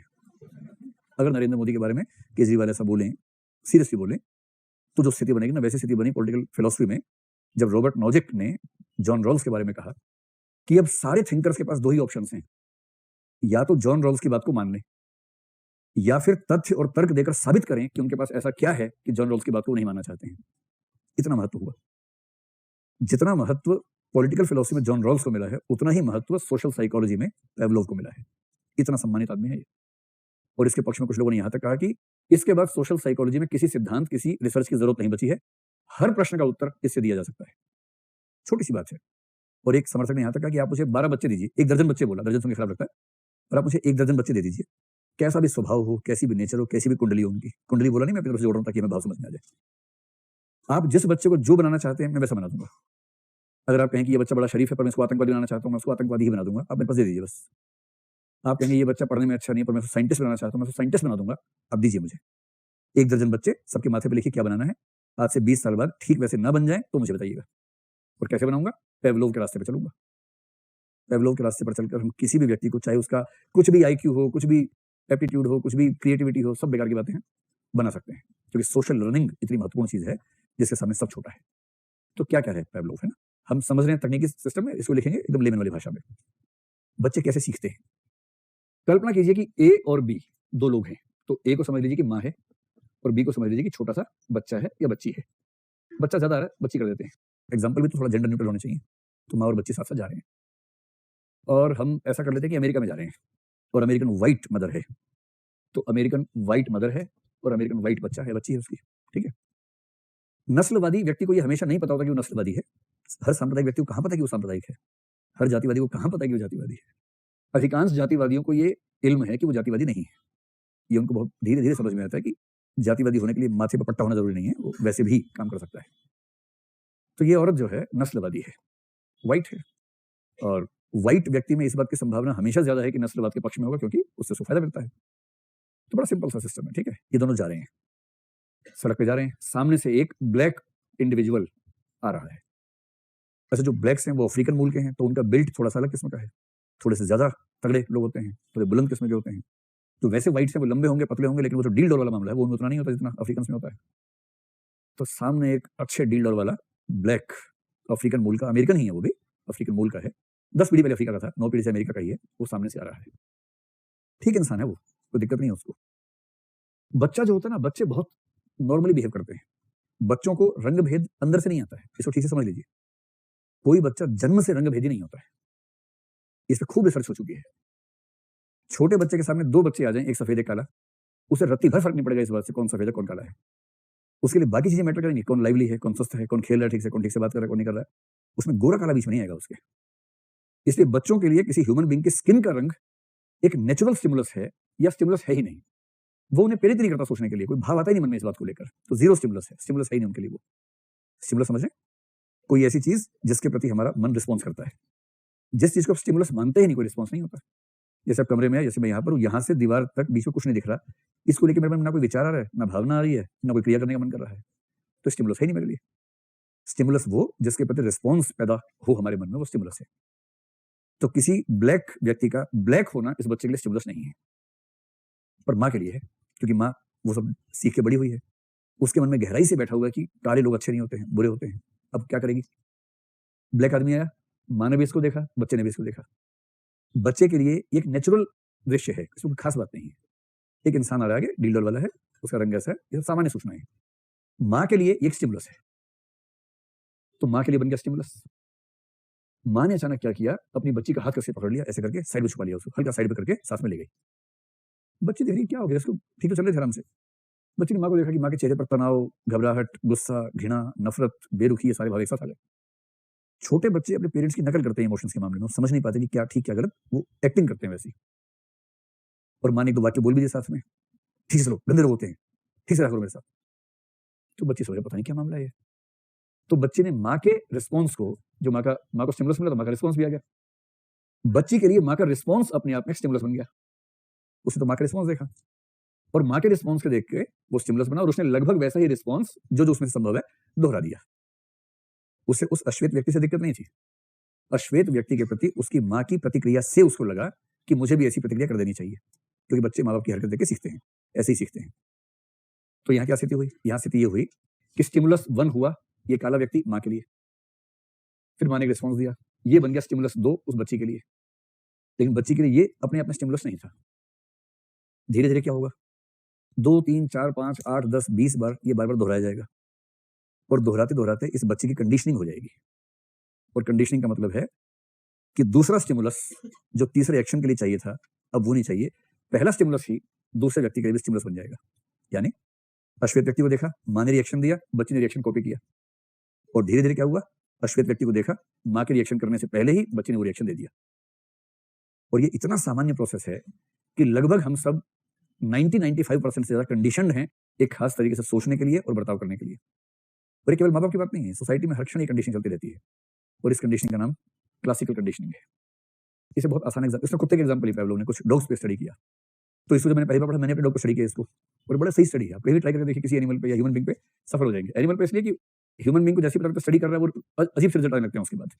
एनिमल समझ नहीं पाता स्टडी चल रही है, तो वो उसके नॉर्मल रिजल्ट आते हैं तो पता लग जाता है।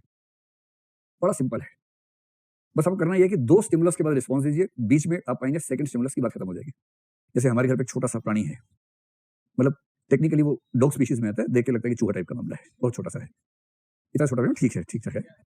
तो टेक्निकली उसकी जो स्पीशीज तो क्या हमारा जो ग्रुप है उसको बोलते हैं चिहुआहुआ, आप शायद जानते होंगे, है ना। तो उस ग्रुप का प्राणी है, बहुत आक्रामक टाइप के, छोटे लेकिन दुर्फंदी शब्द समझते हैं, जो छोटा हो लेकिन तबाही मचा के रखता हो, उस तरह का है। और उसकी लैंग्वेज हमारी लैंग्वेज से बहुत मैच करने लगी है अब। मतलब ये कि हमारे बीच में ऐसा बन गया है कम्युनिकेशन की, मतलब कभी कई लोग दंग रह जाते हैं कि वो कैसे पूरी बात समझ रहे हैं हमारी, सच में दंग रह जाते हैं। तो एक नियम धीरे धीरे क्या बन गया, सब कंडीशनिंग का मामला है। वो मेरा बहुत इंतजार करता है, मेरे घर में सबसे ज्यादा मेरी वेट वही करता है, क्योंकि एक सिस्टम बना हुआ कई सालों से कि मैं जब भी घर के अंदर घुसूंगा, उसकी एक फेवरेट फूड आइटम है, डिश है, मैं जैसे घर में घुसूंगा वो मेरे पास आएगा इस भाव से कि दे। और वो धीरे धीरे नियम ये बन गया कि मैं जैसे घर में घुसता हूँ, मैं घर में जो भी उसको बोलता हूँ कि दो भाई पहले दो उसको, तो उसको पूरी भाषा समझ में आती है। जैसे बोलता हूँ दो, इसको समझ जाती, बोल दिया, फिर चला जाता है वहां पर, जहां मिलेगा सीधे वहां पहुंच जाता है। और यदि वहां पे व्यक्ति देर लगाए तो वापस आके शिकायत करता है मेरे पास, ऐसे ऐसे करके ऐसे दिखाता है, फिर मैं आवाज देता हूँ भैया उसको दो जल्दी से, जैसे सुनता है दो जल्दी से, फिर भागता है कि हो गया, कमांड हो गया, और फिर उसको मिल जाता है। वो पूरी भाषा समझता है तो उसको, क्योंकि भाषा क्या समझता है, 4 शब्द समझ में आते हैं उसको। तो अब क्या हुआ कि मैं घर की बेल बजाता था, फिर घर के अंदर आता था, फिर कार्यक्रम शुरू होता था उसका। धीरे धीरे वो समझ गया कि एक टाइम बायोलॉजिकल क्लॉक तो है कि अगर मैं रोज 10 बजे पहुंच रहा हूँ घर पे, तो 10 बजे जैसी बेल बजेगी, पहले वेट करता था, दरवाजा खुला, मैं हूं तो कार्यक्रम शुरू किया। 10-20 दिन के बाद से बेल पे ही कार्यक्रम शुरू कर दिया। समझ रहे हैं कि बीच के एक स्टिमुलस क्या, जब उसकी आवश्यकता खत्म हो जाए, पहला स्टिमुलस था कान खड़े हुए, दूसरा देख लिया, कार्यक्रम शुरू। कुछ दिन के बाद पहले स्टिमुलस पे ही वो सारी हरकतें शुरू जो दूसरे पे होनी चाहिए थी। और ये कंडीशनिंग का मॉडल इतना सिंपल है कि आप पाएंगे कि ह्यूमन या एनिमल बिहेवियर का लगभग सारा हिस्सा, जो आदत वाला हिस्सा, हैबिट वाला हिस्सा है, वो इससे कंट्रोल होता है। अब आप मुझे ये बताएं, अगर इस थियरी को हम ठीक मान लें, ठीक मानते हैं लोग, हमारे मानने न मानने से क्या होता है, हमारे बिहेवियर का, एटीट्यूड्स का अधिकांश हिस्सा होशो हवास में हम तैयार करते हैं, या होशो हवास में आने से पहले बन चुका होता है? होशो हवास में आने से पहले एटीट्यूड्स बन चुके होते हैं। और इसलिए कुछ लोग इसको बोलते हैं सब्लिमिनल कंडीशनिंग। सब्लिमिनल कंडीशनिंग का मतलब होता है अवचेतन कंडीशनिंग। इसका अधिकांश हिस्सा चेतन लेवल पर नहीं होता है, अवचेतन स्तर पे होता रहता है बच्चों के। और जब तक बच्चे समझें कि एटीट्यूड बन गए हैं, तब तक वो बन के मजबूत हो चुके होते हैं। इसीलिए कुछ लोग कहते हैं कि जिस उम्र में समझ में आता है कि ये गलत है, तब तक वो हमारे जीवन का हिस्सा बन चुका होता है, फिर चॉइस नहीं होती कि हम उस चीज को अपने मन से हटा सके। तो क्लासिकल कंडीशनिंग तो ये हुई। जी जी, बोलिए बोलिए। हाँ, मतलब पावलोव ने ये बात नहीं कही, उसके एक फॉलोअर ने ये बात कही कि मैं किसी को भी कुछ भी बना सकता हूँ। अब पता नहीं होता कि नहीं होता। बुद्ध किसको बनाना चाह रहे थे? क्या? हाँ, गौतम बुद्ध के बारे में कहते हैं कि उनके पेरेंट्स ने बड़ी कोशिश की कि वो वैरागी ना बने, साधु ना बने, किंतु 4 देश देके साधु सन्यासी बनी गए। ये सब बातें कहने की होती हैं। पेरेंट्स को भी क्या पक्का पता रहा होगा, फिर कोशिश भी क्या की होगी पता नहीं। पावलोव कोशिश का तो बात अलग थी। बच्चे, हर पीढ़ी के बच्चे पेरेंट्स से बहुत स्मार्ट होते हैं, तो चलता नहीं उनसे। दूसरा देखिए, इंस्ट्रूमेंटल कंडीशनिंग। जी, किसका? हाँ हाँ,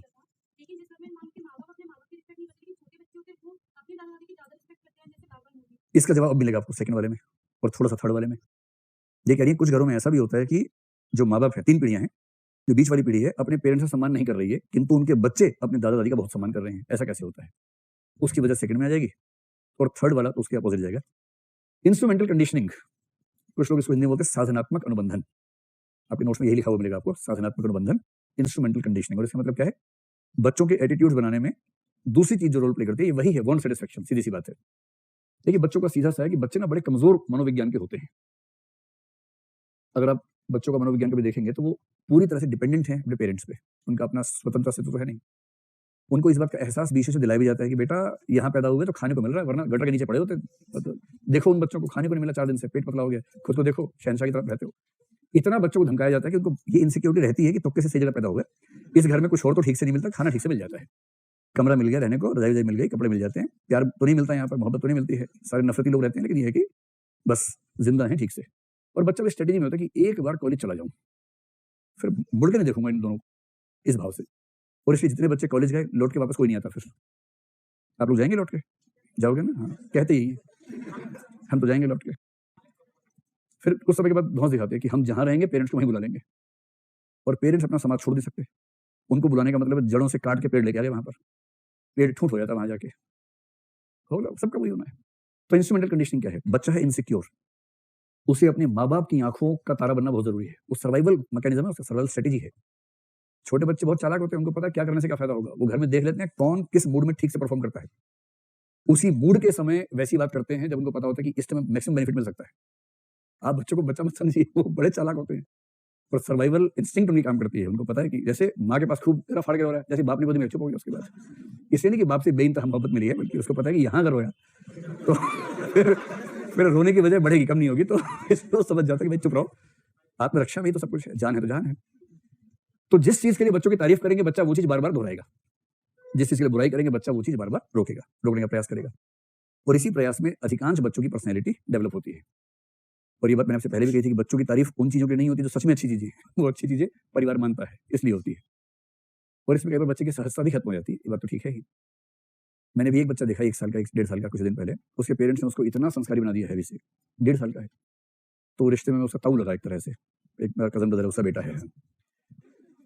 तो वो पहली बार जब घर पे आया, पेरेंट्स बच्चे की एग्जीबिशन लगाते हैं दूसरे घर में जाके ना, ऐसा हाँ बेटा तो परफॉर्म करो, जरा परफॉर्म करो। शब्द अलग होता है, शब्द जय कर दो, शब्द अलग होते हैं, लेकिन इसका भाव होता है परफॉर्म करो, जो सिखाया था सर्कस के लिए, यही तो करना था। अब इतना छोटा बच्चा कोई आपके पैर छुए अच्छा लगता है, खराब लगता है? छोटा सा बच्चा, कोमल सा बच्चा भी तो उसे खेलने कूदने के दिन है। पेरेंट्स ने आगे चलो जो ट्रेनिंग दी थी उनको, भाई यही तो मौका, परफॉर्म करो। तो मुझे लगा बच्चा आएगा हेलो वेलो करते, बच्चे ऐसे करते हैं, हेलो करते हैं ऐसे, तो हाथ मिला देते हैं। वो आया पैर छूने के लिए, मैंने कहा टिंडा सा पैर क्या छू, पैर कैसे लेट के पैर छूता है साष्टांग एकदम। अब आप सोचिए कितना खराब लगेगा कोई छोटा सा 1 सवा 1 साल का बच्चा आपको लेट के पैर छुए, और उसके बाद उसके चेहरे पे यही भाव, तारीफ करो भाई, इसलिए तो किया था।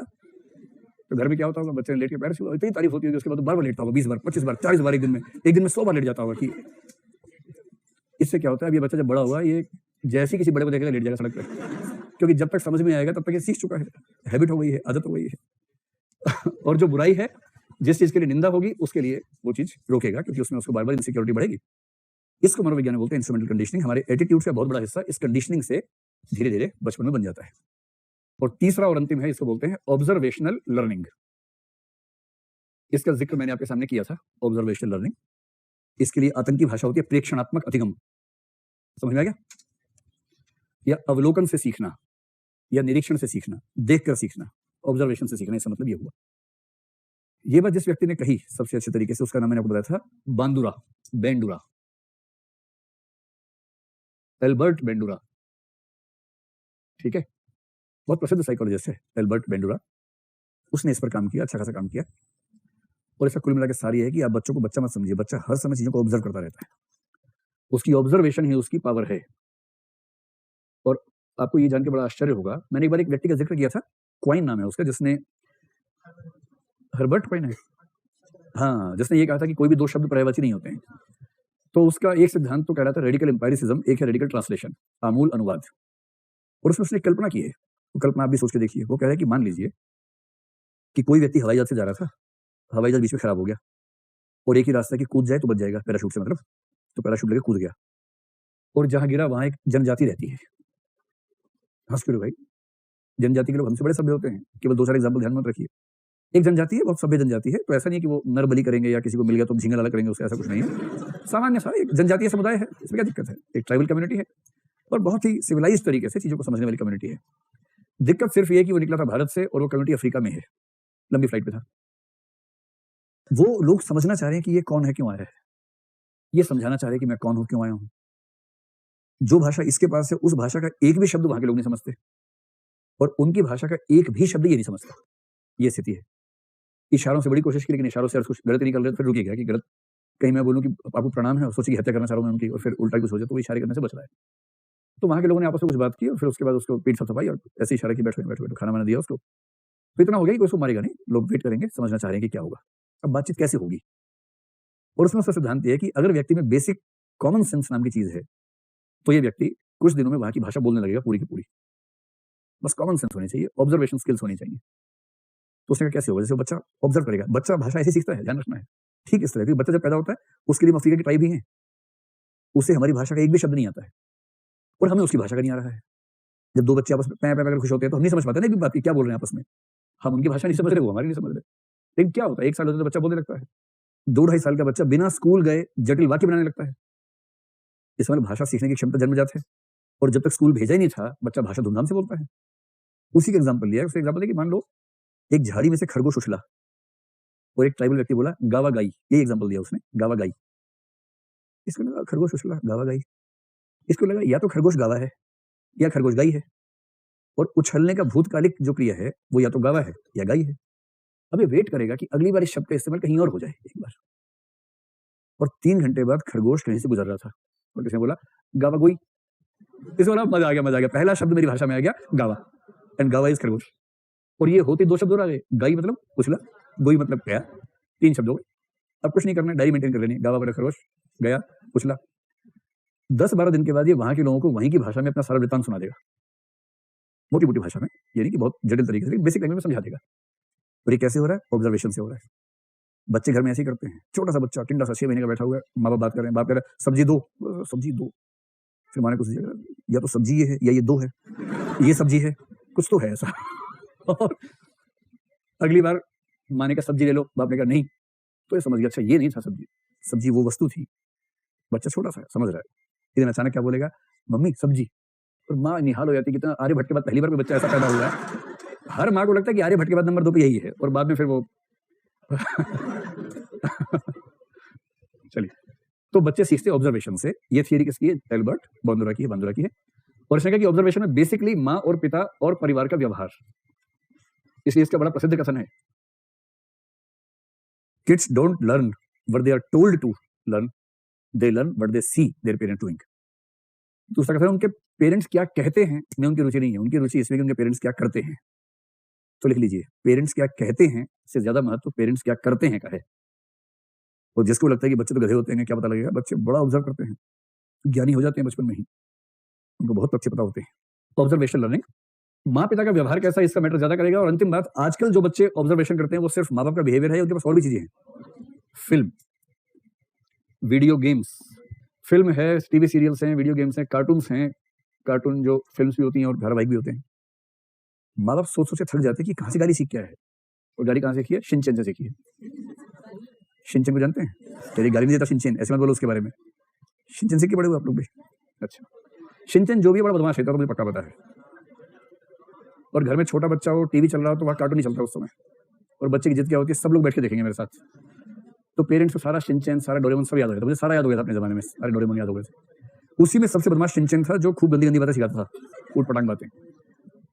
आपने देखा शिनचैन? कितने लोगों ने देखा, हाथ खड़ा करें। है माँ से ऐसे बोलता है, इसीलिए बच्चे माँ से खराब से बोलते हैं आजकल। ठीक है। क्या हो गया? शक्तिमान देखा आप लोगों ने? अच्छा, चलो, जो भी देखा, अगर उसमें कुछ ऐसी बातें बताई गई, सिखाई गई जो थोड़ी सी गड़बड़ है, तो क्योंकि बच्चे की उम्र ऐसी होती है कि उसको वो फिक्टिशियस कैरेक्टर्स बहुत अपील करते हैं उस उम्र में। आप देखेंगे दुनिया भर के बच्चों को एक खास उम्र में, जो 3 से 7-8 के बीच की उम्र है, वो काल्पनिक कैरेक्टर्स बहुत अपील करते हैं उस उम्र में। और उन काल्पनिक कैरेक्टर्स के माध्यम से जो बात बच्चों तक पहुंचती है, उसका असर उनके व्यक्तित्व में बहुत गहरा होता है। इसलिए पेरेंट्स को कार्टून से सुविधा भी है, दुविधा भी है। सुविधा ये है कि कार्टून चला के बच्चे को बिठा दो, आप 3 घंटे के लिए फ्री हो गए, वरना बच्चा पालना 24 घंटे की मशक्कत है। एक ही चीज है कार्टून, कार्टून लगाया, बच्चे को बिठाया, अब बच्चा चुप भी नहीं करता, 3 घंटे 6 घंटे देखता रहेगा, वहीं आंख फाड़ के ऐसे आगे होकर देखता रहता है, उसको तो मैं अंदर ही घुस जाऊं इसके, किसी तरह से किस भाव से देखता रहता है। और फिर 6 घंटे बाद माँ सोचती है कि चलो आराम हो गया, अब बच्चे को पालती हूँ, फिर बच्चा गाली दे देता है। मगर गाली कहाँ से सीखी? तो मैं तो सीखी जहाँ छोड़ा था। जैसे आप में अधिकांश के पेरेंट्स चाहते हैं कि बच्चा दिल्ली जाए, पढ़े, पर ऐसा होता थोड़ा ना भाई, जब कोई पढ़ने आएगा तो उस पर असर हर तरह का पड़ेगा, ये सिलेक्टिव थोड़ा ना होता है मामला। जब पूरा पर्सनैलिटी का चेंज होगा तो हर चीज में होगा। चलिए भाई, सामाजिक कारकों में लगभग ये सारे हैं, एक आध बस छोटा सा और बचा। तो क्या क्या पढ़ा? वांट सेटिस्फेक्शन यानी आवश्यकता पूर्ति, दूसरा था गिवन इन्फॉर्मेशन, दी गई सूचनाएं, तीसरा सोशल लर्निंग हो ही गया, ग्रुप एफिलिएशन यानी कि समूह संबंध हो गया, बाकी छोटा मोटा एक आध है जिसको आप कल्चरल फैक्टर्स कह लीजिए। मैं आपको दो बस विद्वानों के नाम चारों की आपके आंसर में आ जाएं। कल्चरल फैक्टर्स, सांस्कृतिक कारक। सांस्कृतिक कारक का सिंपल सा मतलब है कि आप जिस समूह में हैं, जिस समाज में हैं, वहां की जो संस्कृति है उसका असर आपके ऊपर आ ही जाएगा। आप कितनी भी कोशिश कर लें उससे बच नहीं सकते, असर आ जाता है। अगर आपको केवल दो प्रसिद्ध व्यक्तियों के नाम लिखने हो तो एक एंथ्रोपोलॉजिस्ट हैं रूथ बेनेडिक्ट। इन्होंने कल्चरल एंथ्रोपोलॉजी में 1934-35 के आसपास एक अच्छी रिसर्च की, रूथ बेनेडिक्ट। और दूसरे उसी समय के एक साल आगे पीछे वो है मार्गरेट मीड। जब भी आपको कल्चरल फैक्टर्स दिखाने हो जनजातियों के अध्ययन में, आप इन दोनों का नाम निबंध में या कहीं भी यूज करना चाहें, खुलम खुला यूज कीजिए। इन दोनों के निष्कर्ष कुल मिला के ये हैं कि किसी समाज में व्यक्तियों का एटीट्यूड सबसे ज्यादा प्रभावित होता है वहां के कल्चर से, और यदि कल्चर एक खास चीज सिखाती है तो फिर आपके चाहने से उस चीज को रोकना या उसको बदलना आसान चीज नहीं होगी। ये इनका कुल मिला के निष्कर्ष है। जैसे मीड ने दो जनजातियों की बात की, एक एरोपेश थी, एक मुंडगुमार थी। इनमें से एक जनजाति एरोपेश बहुत शांति सद्भाव पसंद लोग हैं, तो वहां के बच्चे जितने भी हो रहे हैं सब वैसे ही होते जा रहे हैं, शांति पसंद, सद्भाव पसंद। मुंडगुमार एक आक्रामक जनजाति थी, तो वहां जो बच्चे पैदा हो रहे हैं वो लड़ाके पैदा हो रहे हैं सारे के सारे। ऐसा कैसे हो रहा है? कल्चरल फैक्टर है। और इसीलिए अगर मैं आपको कहूं, केवल अगर आपके पास दो सूचनाएं हो और आपको अनुमान करना हो, जैसे ये पता लगे कि एक लड़का है जो पंजाब का है, इतना ही पता है, अब आपको अनुमान करना है, और उसकी उम्र मान लीजिए 25 साल है, सिख बच्चा है। आपको अनुमान करना कि बहुत सीरियस होगा या लाइवली होगा? क्या लगता है आप लोगों को? मतलब बहुत गंभीर किस्म का होगा या जिंदादिल किस्म का होगा? अच्छा बताओ कि मान लो पता लगा हरियाणा का लड़का है, 25 साल का है, दो में से एक ऑप्शन आना है, विनम्र और लड़का। देखो कितनी सहमति है आपके अंदर। अब बताओ पंजाब का है, 25 साल का है, सादगी वाला या मस्त वाला, मौज मस्ती वाला? मौज मस्ती वाला होगा। 4 बज गए हैं लेकिन पार्टी भी बाकी है। हाँ, आंटी पुलिस बुला देगी। ये जो कल्पनाएं हैं ऐसी कल्पनाएं थोड़ा हैं। आप पाएंगे कि 10 में से शायद 7, 8, 9 मामलों में आपके निष्कर्ष सही भी निकलेंगे। और यदि 10 में से 8, 9 मामलों में निष्कर्ष सही भी निकल रहे हैं तो इसका मतलब है कोई कल्पनाएं तो है नहीं। एक समाज में खास संस्कृति है, वो संस्कृति बच्चों को एक खास तरीके से डेवलप करती है, अधिकांश बच्चे वैसे हो जाते हैं। अपवाद हर समाज में होते हैं। कुछ लोग आपको पंजाब में, हरियाणा में, किसी भी राज्य में ऐसे मिलेंगे जो वहां के नॉर्मल आपको नजर नहीं आएंगे, वहां के हिसाब से अलग दिखेंगे, वो भी होंगे। लेकिन अधिकांश मामलों में हम पाएंगे कि एटीट्यूड्स वैसे ही होंगे जैसे वहां की कल्चर सिखाती है। ये हो गया पूरा। तो यदि कोई आपसे पूछे एटीट्यूड्स का निर्माण कैसे होता है, तो सबसे ज्यादा महत्व कौन से कारक को देंगे? सामाजिक को, और बाकी कारकों को थोड़ा बहुत महत्व देके बात पूरी कर लेंगे। चलिए अब आइए इसके आगे। इसके बाद एक प्रश्न बनता है कि एटीट्यूड्स के फायदे क्या हैं और इनके नुकसान क्या हैं, यानी कि फंक्शंस क्या हैं और डिसफंक्शंस क्या हैं। डिसफंक्शन शब्द से परिचित हैं आप लोग? डिसफंक्शन का मतलब जो फायदे के विपरीत की स्थिति है वो क्या है। तो फंक्शंस ऑफ एटीट्यूड, आपके पाठ्यक्रम में ये शब्द लिखा हुआ है, फंक्शंस ऑफ एटीट्यूड। लेकिन फंक्शंस को हिंदी में बोलते तो है प्रकार्य, लेकिन सामान्य भाषा में इसका मतलब है उपयोग या लाभ क्या है, इससे क्या हमें फायदा होता है। इसका बेसिक मतलब सिर्फ इतना ध्यान रखेंगे। मोटी सी बात है, 150 शब्दों में लिखनी, 3-4 पॉइंट्स इसके लिए पर्याप्त है। एटीट्यूड में 3 पक्ष होते हैं, आपको ये बात कम से कम 300 बार बोली जा चुकी है। कौन कौन से 3 पक्ष होते हैं बताओ? Cognitive, affective, behavioural. ठीक है, तो सबसे आसान तरीका है कि फायदे भी 3 प्रकार के हैं। कॉग्निटिव फंक्शंस क्या हैं या कॉग्निटिव बेनिफिट्स क्या हैं? कॉग्निटिव फंक्शंस के बाद दूसरे हैं अफेक्टिव फंक्शंस।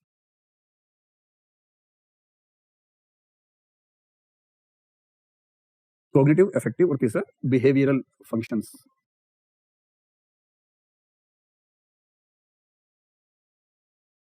तो 3 तरह के फायदे हैं। संज्ञानात्मक फायदे क्या हैं, भावनात्मक फायदे क्या हैं और व्यवहार में क्या फायदे हैं। ये शब्द याद रहता है ना आपको, संज्ञानात्मक, भावनात्मक और व्यवहार संबंधी फायदे। संज्ञानात्मक फायदे क्या हैं, उन 2 शब्दों को एक बार याद रखिए। एक था सिस्टमैटिक प्रोसेसिंग और दूसरा था ह्यूरिस्टिक प्रोसेसिंग। इन शब्दों को ऐसे लिखिएगा, हिंदी में इसका अनुवाद करने में दिक्कत ज्यादा है। ये 2 प्रोसेसिंग के प्रकार हैं कि हम इंफॉर्मेशन को कैसे प्रोसेस करते हैं। इनका अंतर आपको पता ही है। सिस्टमैटिक का मतलब है कि जब आप बहुत ध्यान से इंफॉर्मेशन को सुनते हैं, पढ़ते हैं, चौकन्ने रहते हैं कि कहीं गलती तो नहीं है, उस समय सिस्टमैटिक प्रोसेसिंग है। जैसे जब किसी का रिश्ता आता है तब उसके आसपास के फूफा और मौसा जिस तरह से प्रोसेसिंग करते हैं रिश्ते की, उसको होते हैं सिस्टमैटिक प्रोसेसिंग। फूफा, मौसा, जीजा, ये जो 3 लोग हैं ना, बेसिकली बाहर से आए हुए लोग हैं, लाए गए लोग हैं, तो अपना महत्व बीच में दिखाने के लिए ऐसा प्रयास करते हैं। और इनको पता होता है कि अब जो नया आएगा उसके आने से इनका सम्मान कम हो जाएगा, तो ट्राई करते हैं कि पहले थोड़ा मैनेज कर लें एकदम ध्यान से। अरे नहीं, इसकी एक आँख ठीक नहीं लग रही है लड़की की, ध्यान से देखो, ये जो आँख कम खुली हुई है, देखो देखो दीदी, ये आँख थोड़ी बड़ी लग रही है, सेंटीमीटर वो लगा नापा कि ये 3.22 नैनोमीटर कम खुल रही है। इस लेवल की प्रोसेसिंग जो होती है ना, ये होती है सिस्टमैटिक प्रोसेसिंग, है ना। देखो दीदी, जानबूझ के पैर नहीं दिखाए हैं, एक पैर से चलती नहीं होगी जरूर, इसलिए ऐसा है। देखो दीदी, मैंने एक जोर से आवाज लगाई, ये हिली नहीं थी, लगता है। हाँ, ये जो फूफा मौसा टाइप के लोग हैं ना, जिनका यही काम है, वो सिस्टमैटिक प्रोसेसिंग वाले हैं। या जैसे कल्पना कीजिए सिचुएशन कि आप किसी को पसंद करते हैं, कई बार प्रयास कर चुके, क्लास में सवाल भी पूछ चुके बार-बार कि शायद बात बन जाए, लेकिन बात अब तक नहीं बन पा रही है, मान लीजिए। और इतने में पता लगा कि जिसको आप पसंद करते हैं, वो किसी और से बात कर रही है, कर रहा है। और उस बात में बहाना तो पढ़ाई का ही है, लेकिन आपको समझ में आ रहा है कि पढ़ाई केवल बहाना है। वो तो नोट्स तो केवल शुरुआत के लिए थे। नोट से शुरुआत हुई थी, उसके बाद तो फिर नोट साइड में चले गए, बात शुरू हो गई इसके बाद तो। अब आपका तनाव हो रहा है, स्वाभाविक सी बात तनाव होगा। इलाज इलाज दरअसल इसमें क्या है कि जिसका इलाज होना चाहिए वो इलाज पूछता है। जिसको इलाज की जरूरत है वो अक्सर पूछता है इलाज कैसे करूं। दिक्कत ये है, मैं तो भी प्रोसेसिंग समझा रहा हूं सिर्फ आपको, बाकी अलग बात है। इसके बाद जैसे ही पता लगा कि वह व्यक्ति उस व्यक्ति के साथ बहुत नजदीक है, ये सिस्टमैटिक प्रोसेसिंग में आ जाएगा। उस व्यक्ति के बारे में बड़ी खुफिया सूचना इकट्ठी करेगा, उसके बारे में, उसके बचपन से आज तक जो जो गलतियां उसने की हैं। उसे गांव चला जाएगा, उसके मोहल्ले के सारे दोस्तों से बात करेगा कि भैया बताओ बचपन में क्या किया था, बचपन में एक बार साइकिल की ट्यूब चोरी की थी, वो भी नोट कर लेगा, FIR की कॉपी निकलवाएगा वहां से, और ये सारे प्रमाण लाके फिर उसे दिखाएगा, देखो तुम्हारे लिए कितनी मेहनत करता हूँ, सच्चा प्यार है, देखो। और अगर उसने कह दिया कि ये सब उसने बताया ही था, 2 बातें और बताई थी इसके अलावा, फिर क्या हो जाएगी? जो भी होगा अच्छा नहीं होगा फिर। पर ये व्यक्ति जो कर रहा है ये सिस्टमैटिक प्रोसेसिंग है, पूरे चौकन्ना होकर हर तरफ से प्रमाण ढूंढना, तथ्य ढूंढना, ये कर दूंगा वो कर दूंगा ये। पर जब इस मूड में होता है ना, अरे ठीक है यार, अरे जाने दो। कोई आपको कहे कि आप मुझे बहुत अच्छा लगता है, हाँ चलो चलो चलो चलो, टाइम नहीं है टाइम, चलो भाई टाइम नहीं चलो। अरे यार ऐसे मत बोलो, अरे दिन में 100 लोगों को जवाब देना पड़ता है भाई, नहीं है टाइम, चलो आगे, चलो चलो चलो, ऐसे है ना। मान लीजिए कोई संपन्न वर्ग में है, विपन्नता की स्थिति में नहीं है, वो ध्यान नहीं दे रहा। सामने वाला कह रहा है कि देखो मैं जो है, मेरे पापा बहुत अमीर आदमी हैं और मेरा भैया पुलिस में काम करता है, हाँ ठीक है, हाँ अच्छी बात है, वेरी गुड, बधाई देना उनको, चलो चलो। ध्यान नहीं दे रहा है, ह्यूरिस्टिक प्रोसेसिंग। इसके मन में एकदम क्लियर है कि शादी करनी है उससे जिसके सर पे मेरी माँ हाथ धर देगी, बात खत्म। इसलिए इश्क करना ही नहीं है, बात खत्म। कोई कितना ही जोर लगा ले, बात ही नहीं करनी है। अब शॉर्टकट मिल गया, इसको क्लैरिटी है, ये सोचेगा ही नहीं। कोई 1000 तर्क दे तब चलेगा, हाँ ठीक है चलो चलो चलो, शॉर्टकट है, ईजी है, इसलिए आसान बहुत है। मतलब कभी कभी मुश्किल हो जाता होगा, लेकिन हाँ इस सेंस में आसान है कि सोचना नहीं है। ये कौन सी प्रोसेसिंग है? ह्यूरिस्टिक। जीवन आसान करना तो कौन सी प्रोसेसिंग चाहिए? ह्यूरिस्टिक। और जीवन के 99% मौकों पर होती कौन सी है? ह्यूरिस्टिक ही होती है। एटीट्यूड्स इसमें हेल्प करते हैं। कैसे हेल्प करते हैं? पहला फायदा, ये आपको अवांछित सूचनाओं से बचाते हैं। जैसे मैं आपको एग्जांपल दे रहा था, अवांछित सूचनाओं से बचाओ। ये जो दिमाग नाम की चीज है ना, इसमें धुआं निकल जाएगा अगर आपने इसको ठीक से इस्तेमाल नहीं किया तो। मूर्खों का लक्षण ये है कि वो अनावश्यक चीजों पर दिमाग ज्यादा लगाते हैं, काम की बात पे नहीं लगाते हैं। जैसे कई लोग आपको देखेंगे जिनको 300 फोन नंबर याद है, उनसे आप पूछो कि इसका फोन नंबर क्या, मैं बताता ना, देख के वाह यार बड़ी जबरदस्त मेमोरी है, वो इसी में खुश है। जिस जमाने में सारे फोन नंबर सेव हो जाते हैं, उस जमाने में फोन नंबर याद करना अपनी मेमोरी पावर का बेजा इस्तेमाल है, गैर जरूरी इस्तेमाल है। जितनी बाइट्स खराब की हैं आपने फोन नंबर याद करने में, उतनी बाइट्स में कुछ काम की बात याद कर लेते हैं। क्यों फोन नंबर याद किया? 2-4 फोन नंबर समझ में आते हैं, इमरजेंसी में याद होने चाहिए। संकट हो गया, फोन गुम हो गया, नंबर याद नहीं है, 2-4-5 नंबर समझ में आता है कि याद होने चाहिए, जो जरूरी नंबर है। और आपको हर किसी का नंबर, अखबार वाले नंबर भी याद है, रिक्शा वाले भी 6 नंबर है, रिक्शा वाला 1, रिक्शा वाला 2, रिक्शा वाला 3, सबके नंबर याद कर रखे हैं। तब तो ये हद है ना भाई। इसका मतलब अनावश्यक सूचनाओं से आपका लगाव है, बहुत ज्यादा बेकार की बातों में लगाव है। अब एक सिंपल एग्जांपल अभी का देखिए, जैसे मैं सामने आप सबको देख रहा हूँ, 500 लोग बैठे हैं लगभग, सबका चेहरा अलग, सबका स्टाइल अलग, सबके कपड़ों का रंग अलग, सबकी गर्दन किस कोण पे घूमी है वो अलग अलग है, ठीक है।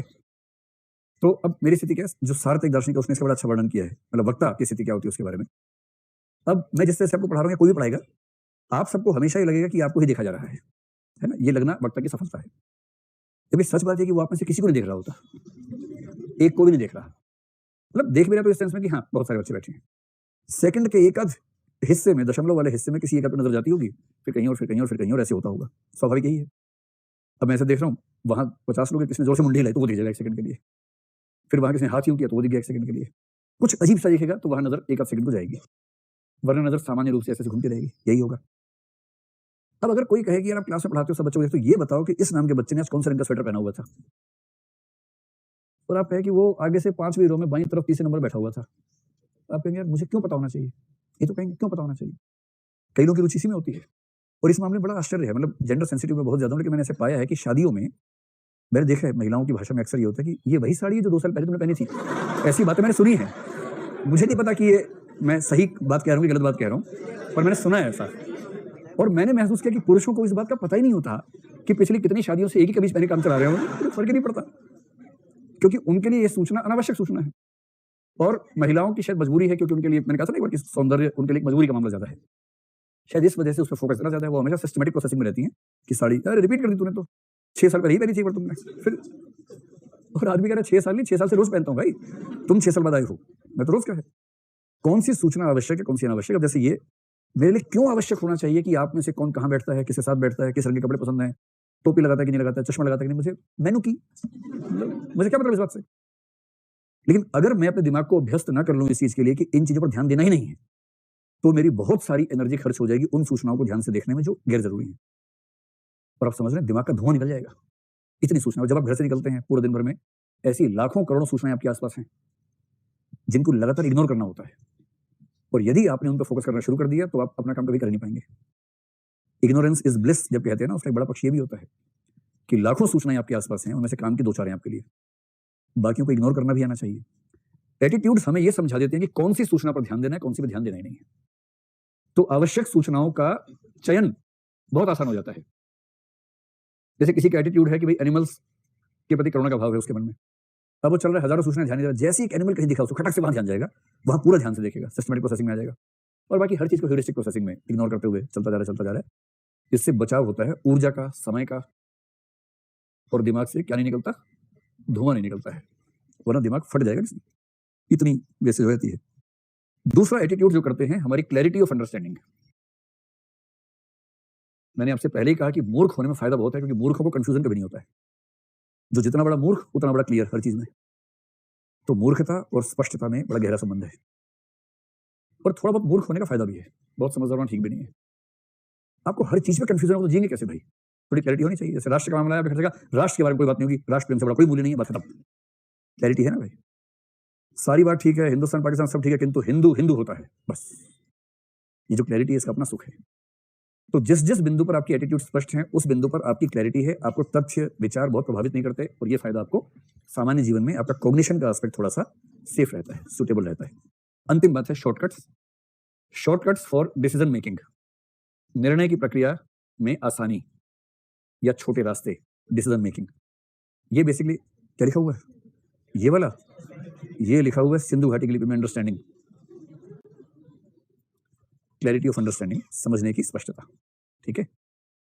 तीसरा शॉर्टकट फॉर डिसीजन मेकिंग, और शॉर्टकट फॉर डिसीजन मेकिंग दरअसल यही चीज होती है, ह्यूरिस्टिक थिंकिंग प्रोसेस या ह्यूरिस्टिक प्रोसेसिंग, यही चीज है। जिसके पास शॉर्टकट्स हैं उसका जीवन आसान है, और एटीट्यूड्स क्या करते हैं, शॉर्टकट दे देते हैं। जैसे मान लीजिए किसी को यह पता है कि भाई मुसलमान लोग जो है अच्छे नहीं होते हैं, या इसका रिवर्स, किसी को यह पता है कि हिंदू लोग जो है अच्छे नहीं होते हैं, मुसलमान है, उसको ऐसा लगता है। ये धारणा कितनी भी गलत हो, इससे इसकी एनर्जी बहुत सारी बच जाएगी। कि आप कॉलेज में पढ़ रहे थे, कोई व्यक्ति पसंद आया, आपने उससे पूछा भाई तुम्हारा नाम क्या है, उसने कहा तौसीफ अहमद, आपने कहा चलो फिर बाय बाय। एकदम क्लैरिटी है कि जैसे ही नाम मुसलमान का है उससे आगे बात बढ़ानी ही नहीं, कितना ही अच्छा हो, सो क्लियर।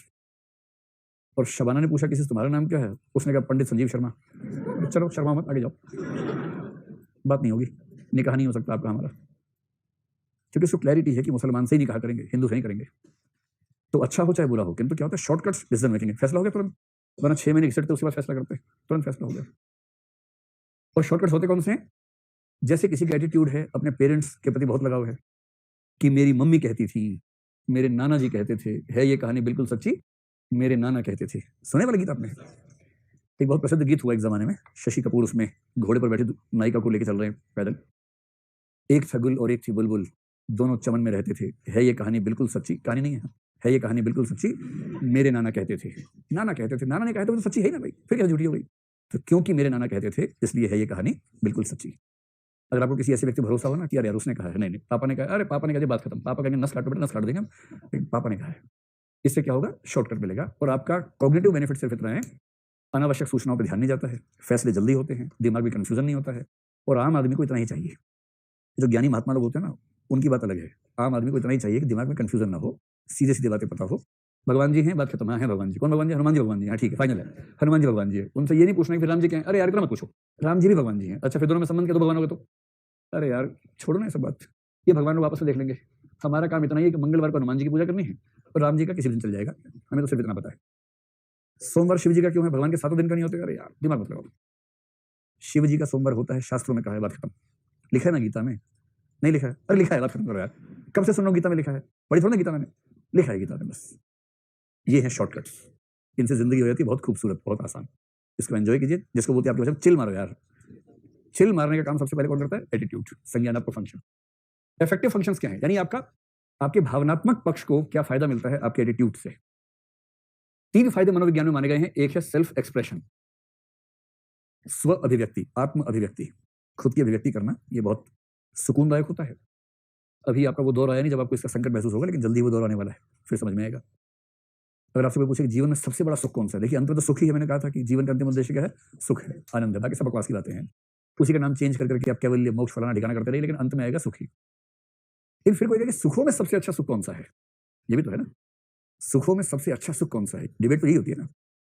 लोग अपने अपने स्वभाव, अपनी उम्र, अपने व्यवहार के हिसाब से तय करते हैं। छोटे बच्चे से पूछेंगे, बोले खिलौने का सुख महासुख है, उसे वही अच्छा लगता है। इसलिए जो बड़ी उम्र का मैच्योर समझदार व्यक्ति है, उसकी धारणा सबसे अच्छी मानी जाएगी, क्योंकि वो सारी अवस्थाओं को जीने के बाद बात कर रहा है। बच्चा तो भी एक ही अवस्था को जी पाया है। और कुछ लोग ऐसा मानते हैं कि जीवन में सबसे बड़ा सुख है सेल्फ एक्सप्रेशन, सबसे बड़ा सुख। और भी है, अच्छी कंपनी का सुख बड़ा अच्छा है, संत मिलन सम सुख जग नाही, तुलसीदास ने कहा है। अच्छे लोगों से मिलने से बड़ा सुख कोई दूसरा नहीं है। अच्छे लोग का मतलब फ्रेंडली, जिनसे स्वभाव में मेल खाता हो, उनसे मिलने की बात है। सेल्फ एक्सप्रेशन का मतलब है कि आप जहां खुद को ठीक से व्यक्त कर सकें, और सीधी भाषा में जहां आप होकर रह सकें, कोई और होकर ना रहे। हम जिंदगी के अधिकांश समय में हम होकर नहीं रहते, कुछ और होकर रहते हैं। आपकी राय में हमारी ज्यादा ऊर्जा खुद को अभिव्यक्त करने में लगती है, खुद को दबाने में लगती है, छिपाने में लगती है? कितना दुखी हो गई है एक दो, अरे बाप रे कैसी जिंदगी है। सबकी है, चिंता मत करो, ऐसा होता है, सबके साथ ही होता है। बहुत दुख की बात है। क्लियर नहीं हुआ? जो बच्चे बहुत खुल के बोलते हैं उनको दिक्कत ये कम है, जो दब के रहते हैं उनको दिक्कत ज्यादा है। आप कंसेप्ट समझ पा रहे हैं पूरा ठीक तरीके से? और कंसेप्ट ये हुआ कि सबसे अच्छा सुख या सबसे अच्छे सुखों में से एक है सेल्फ एक्सप्रेशन, जहां आप बिना किसी पर्दे के, बिना किसी झूठ फरेब के बता सके किसी को कि आप क्या हैं, खुल के बता सके। इसलिए सबसे अच्छे दोस्त लगते हैं, क्योंकि वहां पर्दा नहीं है, और है भी तो इतना झीना सा है कि वो नहीं के बराबर है। होता तो वहां भी है, एक आध मामले में तो होता ही है, स्पेशली अगर दोस्त के भाई या बहन से ही कुछ, उससे हम तो पर्दा ही जाएगा। लेकिन हाँ, कम होता है, नहीं के बराबर पर्दा होता है, लेकिन थोड़ा बहुत तो हो सकता है। जहां पर्दा जितना ज्यादा होगा, वहां आपका असंतोष उतना ही ज्यादा होगा। और इसलिए आप देखिए कि साइकेट्रिस्ट से मिलने का जो सुख है, साइकोलॉजिस्ट से मिलने का सुख है, अगर वो 1 घंटा आपसे बात कर ले ठीक से, आप खाली होके आएंगे एकदम, जैसे पूरा बाढ़ का पानी रुका हुआ था, सारा बाहर निकल गया। इतना शांत महसूस करेंगे, आपको लगेगा कि आज तो पत्थर हट गया खोपड़ी के ऊपर से। ये फीलिंग आएगी, क्योंकि खुद को व्यक्त कर पाना ये जीवन के बहुत अच्छे सुखों में से एक है। चलो, सेल्फ एक्सप्रेशन क्या होता है? मैंने आपसे कहा था कि एक समय के बाद हमें ये भी नहीं पता होता कि हम क्या चाहते हैं और हमारा समाज हमसे क्या चाहता है। हमारे एटीट्यूड्स एक समय के बाद हम हो जाते हैं, यानी हम में और हमारे एटीट्यूड्स में, क्योंकि वहां संज्ञान भी है, हमारी भावनाएं भी हैं, क्रिया करने की इच्छा भी है। तो जब आप अपने एटीट्यूड्स के अनुसार जीवन जीते हैं, जब आप उसके अनुसार अपना बिहेवियर करते हैं, तो आपको ये एहसास होता है कि आपने खुद को व्यक्त कर दिया है, और ये एहसास बड़ा सुखद है। टीचर्स की दुनिया में अगर कुछ बहुत शानदार बात है तो वो यही है कि उनको खूब मौका मिलता है अपनी बात कहने का, जितना मौका किसी और फील्ड में नहीं मिलता है। हर प्रोफेशन के अपने फायदे नुकसान होते हैं। बाकी प्रोफेशंस में आपको बोलने का शायद ना मिले, कुछ करके सेल्फ एक्सप्रेशन का मौका मिल जाए, ये हो सकता है। लेकिन सेल्फ एक्सप्रेशन जहां भी होगा, वहां पर सुख का स्तर ज्यादा ऊंचा होगा। और सेल्फ एक्सप्रेशन केवल वहां है जहां आप अपने एटीट्यूड को बिहेवियर में ला पा रहे हैं, और आमतौर पर ऐसा होता है, सामान्य जीवन में ऐसा होता ही है। दूसरा है सेल्फ एस्टीम। एस्टीम शब्द समझते हैं? ESTEEM, self esteem. एस्टीम का मतलब कह सकते हैं आत्मसम्मान कह लीजिए। सेल्फ रिस्पेक्ट जो है ना, रिस्पेक्ट और एस्टीम में थोड़ा सा अंतर है। जैसे 2 शब्द लगे हाथ, इसको भी डिस्कस कर लें। एक शब्द आपने सुना होगा प्रेस्टीज, और एक शब्द सुना होगा एस्टीम। इन दोनों का सामान्य अनुवाद एक ही होता है, यानी कि सम्मान, रिस्पेक्ट। इन दोनों का सामान्य अर्थ एक ही होता है। लेकिन कभी कोई आपसे पूछे प्रेस्टीज और एस्टीम में क्या अंतर है, तो एक ही अंतर है। अगर इज्जत कुर्सी की है तो प्रेस्टीज है, अगर कुर्सी पर बैठे व्यक्ति की है तो एस्टीम है। अगर आप डीएम हैं और लोग सलाम sir, salute sir, sir sir sir sir, madam madam करते रहते रात दिन, ये प्रेस्टीज है। आपकी इज्जत यानी ये कुर्सी जिस दिन हटेगी उस दिन पता चलेगा। और जिस दिन आप कुर्सी से हटे, रिटायर हुए, अगर उसके बाद उतने ही सैल्यूट दूसरा व्यक्ति जो बैठा उसको पढ़ रहे हैं, और आप साइड से निकले, पूछ ही दे रहा आपको, कल तक तो सैल्यूट कर रहा था, आप साइड से निकले, आपने क्या पहचाना नहीं? कह रहा कि भगवान का शुक्र मनाओ कि नहीं पहचान रहा हूं, वरना अकाउंट बहुत लंबा है, बस चले जाओ। इसका मतलब इज्जत आपकी थी या आपकी कुर्सी की थी? और ऐसा हो सकता है कि किसी ऑफिस में जो ऑफिस का बॉस है उससे ज्यादा इज्जत उस ऑफिस चपरासी की हो, उसकी कुर्सी नीची है और उसका बिहेवियर ऐसा है कि सब लोग उसका बड़ा सम्मान करते हैं। वो सम्मान कुर्सी का नहीं है, उस व्यक्ति का सम्मान है। तो कहीं अगर बात हो प्रेस्टीज एस्टीम का अंतर ये होता है, कुर्सी का है तो प्रेस्टीज और व्यक्ति का है तो एस्टीम। सेल्फ एस्टीम का मतलब आत्मसम्मान। देखिए, अगर आपने जीवन में कुछ बड़ा कर लिया है तो आत्मसम्मान अपने आप आ जाएगा। आप आईएएस बन गए, आत्मसम्मान है। डीएम हूं मैं तो ये हूं वो हूं, ये भाव आता है। डीएम सीएम पीएम कुछ बन गए तो बात ही अलग है। सवाल है कि ऐसे करोड़ों लोग जो कुछ भी ऐसा नहीं बन पाए जीवन में, वो क्या करें? और क्या उनको हम लगातार तड़पने के लिए, असंतुष्ट जीवन जीने के लिए छोड़ दें? और यदि समाज के लगभग सब लोग असंतुष्ट रहेंगे तो समाज कैसा बनेगा? इसलिए समाज के हर व्यक्ति को इतना सम्मान, आत्मसम्मान रहना चाहिए कि वो ठीक जीवन गुजार सके। घरों की वो बूढ़ी महिलाएं जिन्होंने जीवन भर केवल घर चलाया, अच्छे से चलाया, लेकिन जिनके महत्व का मूल्यांकन समाज ठीक से करता नहीं है, वो कहां से सम्मान लेके आए? इसका तरीका क्या होता है? जब वो उन सोशल एटीट्यूड्स पर आधारित जीवन जीते हैं तो उसमें ऐसा स्कोप खूब मिलता है कि उनको सेल्फ एस्टीम का एहसास होता है। जैसे एग्जांपल ये कि मान लीजिए कि घरों में क्या होता है कि जब पूजा पाठ होगा तो पेरेंट्स को प्रणाम किया जाएगा, माँ को प्रणाम करेंगे, विशेष सम्मान होगा, माँ सबको गिफ्ट देगी, ये करेगी। जो व्यक्ति सामान्य जीवन में बहुत असंतुष्ट है, एटीट्यूड्स की दुनिया में ऐसे मौके खूब मिलते हैं जहां उसको आत्मसम्मान का एहसास हो जाता है। ये सोशल जो सिस्टम है उसकी जिम्मेदारी होती है कि समाज के हर व्यक्ति को इतना सम्मान मिल जाए कि वो असंतुष्ट ना रहे। न्यूनतम सम्मान तो मिलना ही चाहिए ना मानवीय होने का। तो एटीट्यूड्स को जब हम व्यक्त करते हैं तो हमें ये महसूस होता है कि हमारा आत्मसम्मान है, सामाजिक सम्मान है, ये एक अच्छा कॉन्ट्रीब्यूशन है। और तीसरा और अंतिम है जिसको बोलते हैं एक्सप्रेशन ऑफ सोशल कंसर्न, यानी सामाजिक भावनाओं की अभिव्यक्ति, सामाजिक चिंताओं की अभिव्यक्ति। ये थोड़े से अमूर्त से पॉइंट्स हैं पर वो सोशल साइकोलॉजी इन्हीं पॉइंट्स को बड़ा महत्व देती है। सामाजिक चिंताओं की अभिव्यक्ति का मतलब ये हुआ, हर व्यक्ति चाहता है कि सोशल हो। अगर आप एकदम अकेले हैं तो आपका जीवन ठीक नहीं चलेगा। दार्शनिक है तब अलग बात है, दार्शनिक तो अकेलेपन से मोहब्बत करता है, उसकी बात अलग है। लेकिन आम आदमी अगर समाज से कटा हुआ है तो उसका जीवन खराब होना तय है, उसे समाज में होना पड़ता है। और समाज में होने के लिए बहुत जरूरी है कि आप समाज के साथ कनेक्टेड हैं। ये उन बिंदुओं पर जरूर दिखे कि समाज की कोई चिंता है, आप उसमें शामिल हैं, आप समाज का हिस्सा हैं। ये सब कैसे होगा? सोशल एटीट्यूड्स करते हैं। क्या एग्जांपल है इसका? जैसे मान लीजिए अभी क्लास में किसी बच्चे को कोई दिक्कत हो जाए, बाकी लोग चुप रहेंगे, उसकी हेल्प करेंगे। जब आप उसकी हेल्प करेंगे, उसकी हेल्प तो हो गई, और उसकी हेल्प करने के प्रोसेस में ये महसूस करना कि मैंने समाज के लिए कुछ किया, इससे जो आपको एहसास होगा वो कैसा होगा? अच्छा होगा या बुरा होगा? अच्छा होगा। ये जो एहसास होता है कि मैंने समाज के लिए कुछ किया, मैंने सोसाइटी के लिए कंट्रीब्यूशन दिया, इसलिए आप में से कई लोगों के मन में ऐसा होगा कि आईएएस बनने के बाद अपने गांव या अपने जिले या अपने समूह या समुदाय के बारे में कुछ बड़ा करना है। जैसे लड़कियों के इंटरव्यू में अक्सर ये बात आती है, तो अधिकांश लड़कियां बोलती है कि हमें कुछ महिलाओं के लिए ऐसा कुछ करना है कि उनके लिए पढ़ना आसान हो, सुरक्षा आसान हो, और हमने जो झेला वो हमारी और मेंबर्स को ना झेलना पड़े, नई पीढ़ियों को ना झेलना पड़े। अगर ये एहसास है और ये सोचना कि मैं समाज के लिए कर रहा हूं, बकवास बात है। बहुत से ध्यान रखिए, आप जब भी समाज के लिए कुछ कर रहे हैं, दरअसल आपको समाज के लिए वैसा करने में संतोष मिल रहा है इसलिए कर रहे हैं। और सोशल कंसर्न की अभिव्यक्ति से खास सुख मिलता है जो किसी और तरीके से नहीं मिलता, और वो एटीट्यूड से बेस पे ही होता है। आपके एटीट्यूड तय करेंगे कि आप समाज की चिंता किस तरह से करेंगे, और फिर वो काम करने पर आपको सुख का एहसास होगा। जी, सेल्फ एस्टीम का मतलब आत्मसम्मान। आत्मसम्मान का मतलब ये हुआ, जैसे यूं समझिए कि एक परिवार जिसमें सबके मूल्य एक जैसे हैं, जो सबसे बड़ा व्यक्ति है, वैसे उसके जीवन में ऐसा कुछ नहीं है कि बहुत सम्मान उसका बनता हो, लेकिन उस एटीट्यूड, सोशल एटीट्यूड के मामले में उस व्यक्ति ने ही सबको सिखाया है। और जब भी कोई ऐसी बात होती है वो सबसे आगे रहता है, बात रखता है, बाकी लोग उसकी बात को मानते हैं, क्योंकि पूरे परिवार के एटीट्यूड सेम है।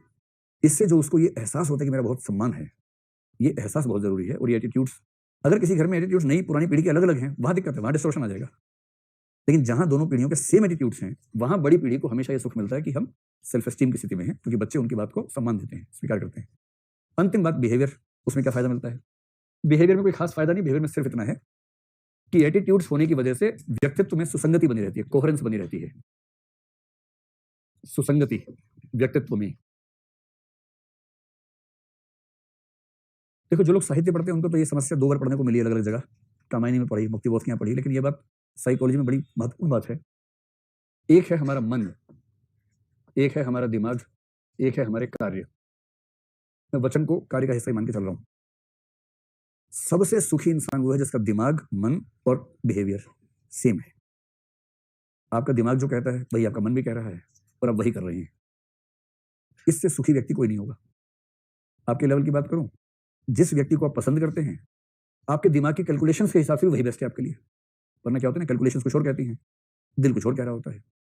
दिल कहता है कि यही ठीक है, दिमाग कह रहा ना, जैसे 4 बहनें हैं, 3 भाई हैं छोटे, बहुत जिम्मेदारियां हैं, संपत्ति नहीं पापा के पास बिल्कुल भी, सिर्फ विपत्तियां हैं सिर्फ पापा के पास। दिमाग कह रहा है कि ना, कोई फायदा नहीं, और दिल कह रहा है कि आगे बढ़ो। अब जिस घंटे में दिल हावी होगा, आप बोल देंगे मैं तुम्हारा था, तुम्हारा हूं, तुम्हारा रहूंगा। 1 घंटे में दिमाग हावी हो गया, मैंने कब कहा था? नहीं भाई, मिस्टेक कह दिया होगा। ये होती है स्प्लिट पर्सनैलिटी, विखंडित व्यक्तित्व। दिल वहां, दिमाग वहां, हरकतें कभी दिल से चल रही, कभी दिमाग से चल रही है, हरकतों में कोई सामंजस्य ही नहीं है। बहुत बुरी स्थिति होती है। आप तो हंस रहे हैं, किसी की ऐसी स्थिति ना हो जाए, और किसी न किसी मात्रा में तो होती है सबकी, लेकिन जब ज्यादा हो जाए तो ये स्प्लिट पर्सनैलिटी हो जाती है। सबसे सुखी मनुष्य कौन है? उसका दिमाग कहता है कि जीवन में एक्स करना है, या एक्स से विवाह करना है, या एक्स नौकरी करनी है। उसका दिल भी कहता है कि एक्स ठीक है, और उसने जीवन में जो किया वो भी एक्स है। आईएएस बनने का दिमाग कहता है कलेक्टर पावर ये वो, और दिल भी आईएएस बनने का है किसी का, लतिया के नहीं भेजा गया है, अपनी इच्छा से पढ़ना चाहता है। दिल कह रहा है आईएएस बनो, दिमाग कह रहा है आईएएस बनो, आईएएस बन भी गए। इसके जीवन में जो सुसंगति है ना, वो सुसंगति कहीं नहीं है। और बिहेवियर की सुसंगति तभी आएगी जब वो एटीट्यूड से संगत होगा। तो एटीट्यूड ये संभावना बनाता है कि बिहेवियर उसके अनुकूल हो, और इससे बनती है व्यक्तित्व की सुसंगति, coherence in personality, consistency in personality. और ये चीज उम्र जैसे जैसे आपकी बढ़ेगी ना, वैसे वैसे इसका महत्व समझ में आएगा। अभी तो विद्यार्थी जीवन में कोहेरेंस रहती है आमतौर पर, दिक्कत नहीं होती है। समझ गए? लिख लेंगे एटीट्यूड के फायदे। एक बार और बता दें, कोहेरेंस का मतलब है कि व्यक्तित्व में आपका दिल, दिमाग, हरकतें एक जैसी हों, ये अच्छी स्थिति है। एटीट्यूड जो है आपका, वो आपके दिल के नजदीक है बात, क्योंकि उसमें इमोशन भी है, विचार तो था ही थोड़ा सा। अगर आप एटीट्यूड्स के अनुसार जीवन जिएंगे तो एटीट्यूड्स आपको मौका देते हैं कि आप अपने व्यक्तित्व में सुसंगति बना के चलें। और यदि आपने एटीट्यूड्स के खिलाफ जीवन जिया तो आपके व्यक्तित्व में सुसंगति कभी आ नहीं पाएगी। तो एक वाक्य में कहें तो एटीट्यूड्स आपको अवसर देते हैं सुसंगत जीवन जीने का, अगर आप उनको ठीक से इवेल्युएट कर लें और जीवन के फैसले उनके हिसाब से कर लें तो ये फायदा हो जाता है। किसने कहा था एक बार फिर से बताएं? समझ में आ गया? ठीक है।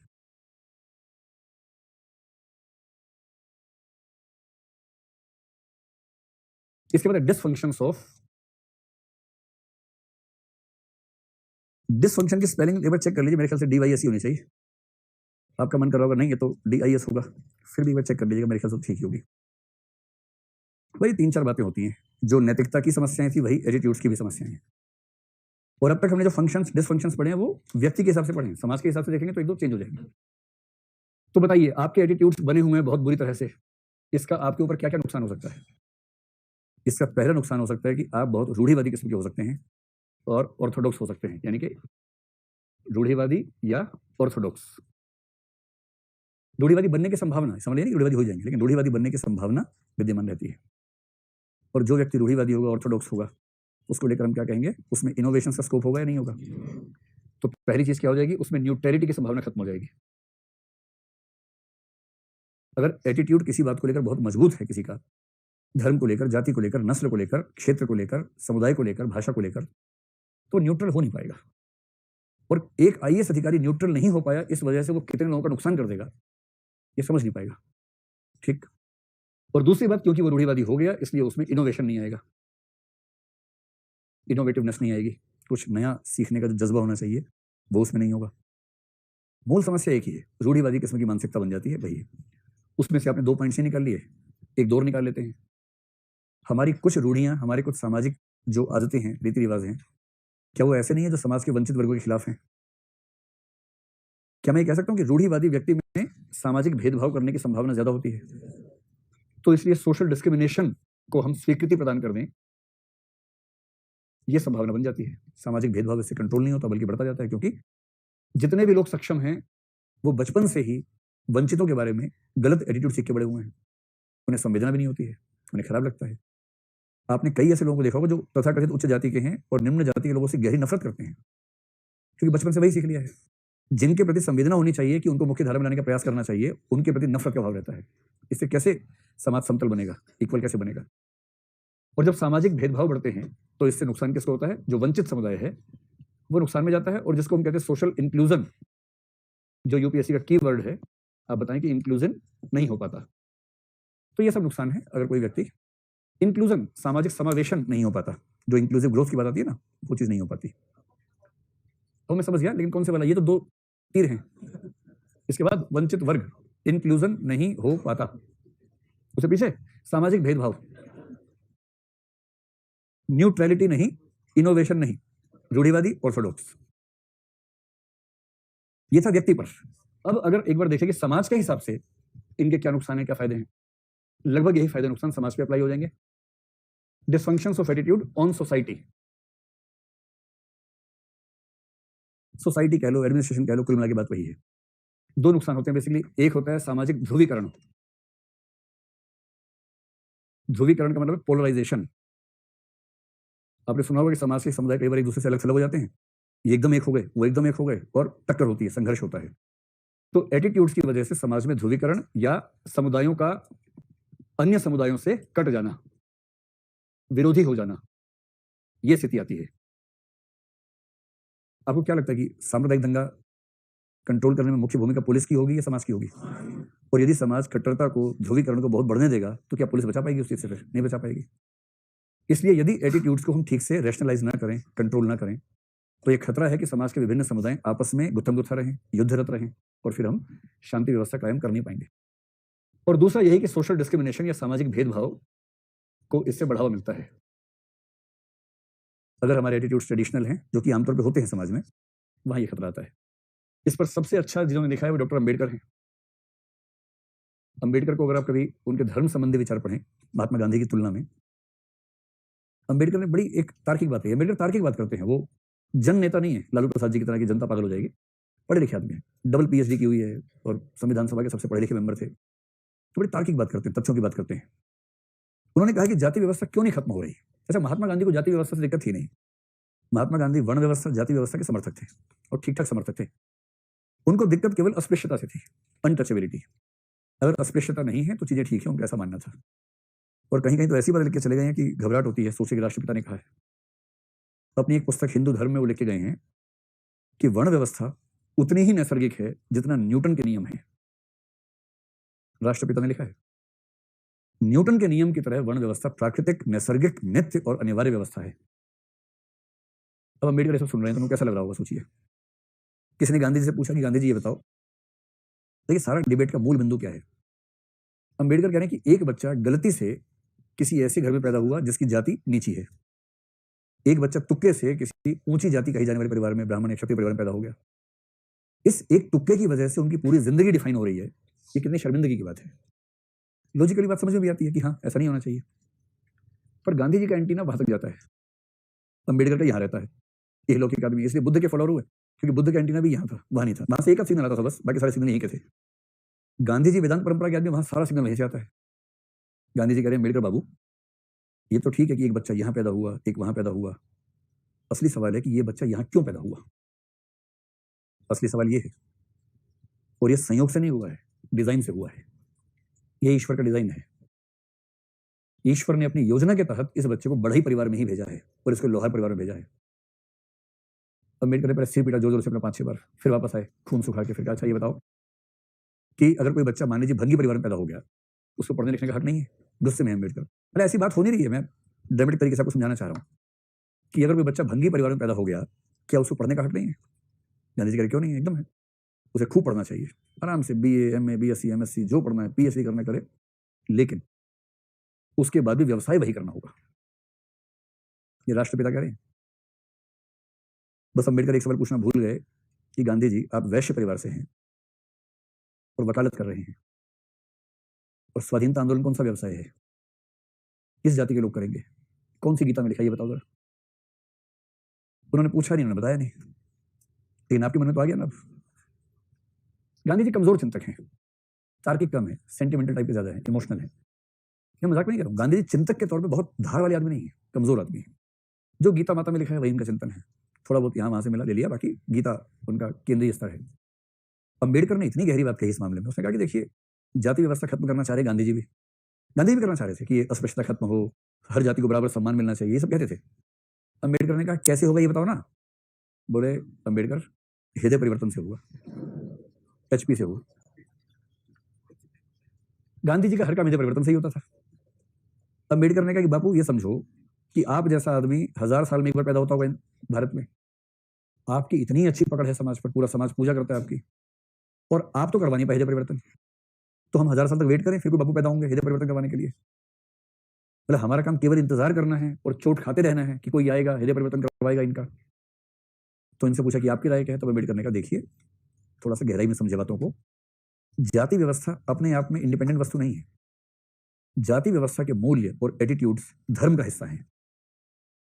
धर्म हर बच्चा बचपन से सीखता है, और धर्म सीखते सीखते अवचेतन स्तर पर वो जातिवादी हो जाता है। बिना धर्म को ठीक किए आप जाति व्यवस्था को ठीक कर ही नहीं सकते। और धर्म सुधार का एक ही मतलब है कि हिंदू धर्म की सारी पुस्तकें मिला के एक पुस्तक बने जिसमें कोई ऐसी बकवास ना लिखी हो जो महिलाओं या शूद्रों के विरुद्ध हो, और उस पुस्तक के अलावा किसी पुस्तक को स्वीकार करना अपराध होना चाहिए। एक पुस्तक हो, जैसे हर धर्म की होती है, एक पुस्तक हो, हिंदू लोग ही बनाए उसको, लेकिन उसमें ऐसी कोई बात मेंशन ना करें जो किसी समुदाय के विरुद्ध है।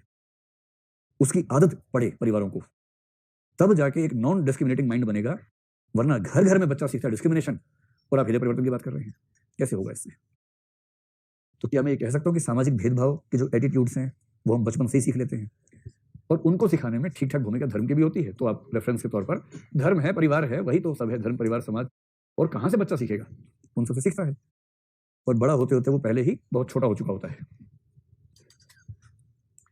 Functions of attitude for society, society को इससे क्या फायदा मिलता है? इससे एक दो फायदे मिलते हैं। पहली बात यह है कि समाज में चीजों को लेकर क्लैरिटी रहती है, कंफ्यूजन नहीं होता, एक सामाजिक समझ बनी रहती है, या यूं कहें कि मूल्यों पर सहमति बनी रहती है। और किसी भी समाज के चलने के लिए बहुत जरूरी होता है कि मूल्यों को लेकर एक सहमति उन समाजों में विद्यमान हो। तो मूल्य फिक्स हैं, उस मूल्य के हिसाब से एटीट्यूड बच्चों के बना दिए। जब सारे बच्चे उन एटीट्यूड्स को लेकर चलते हैं तो समाज में सहमति कायम रहती है, बहुत दिक्कत नहीं आती है।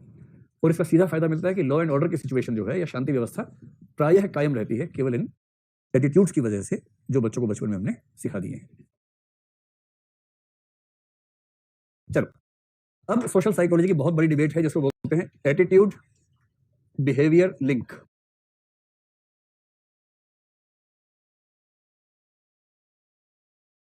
एटीट्यूड बिहेवियर लिंक का मतलब ये हुआ कि हमारे एटीट्यूड्स, हिंदी में क्या बोलेंगे एटीट्यूड को? अभिवृत्ति, और बिहेवियर को व्यवहार। हमारी अभिवृत्तियों और हमारे व्यवहार में किस तरह का संबंध होता है, ये प्रश्न ये है। ठीक है, तो केवल 5-7 मिनट में रिसर्च आपको समझाता हूं, उसके बाद इस बात में समाप्त कर देंगे, फिर कल इस पे विस्तार में जाएंगे।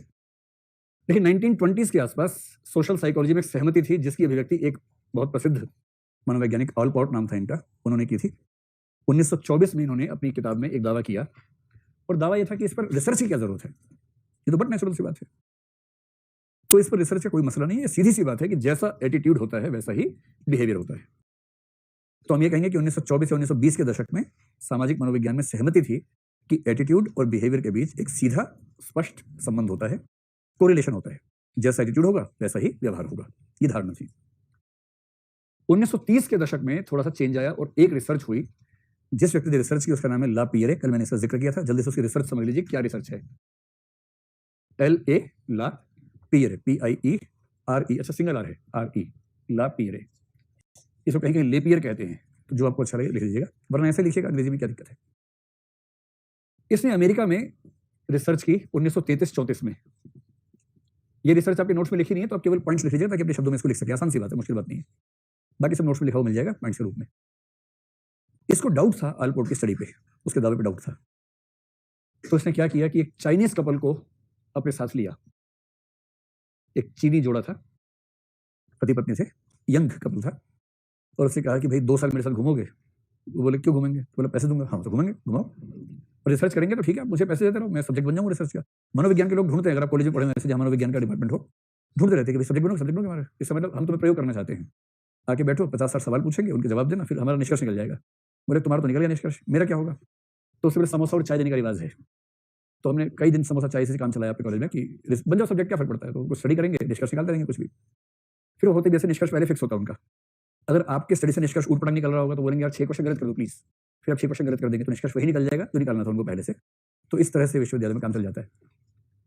चाइनीज कपल को लिया, क्यों चाइनीज कपल को लिया? कि चाइना से अमेरिका का जो संबंध है ना, वो हमेशा से बड़ा टफ है।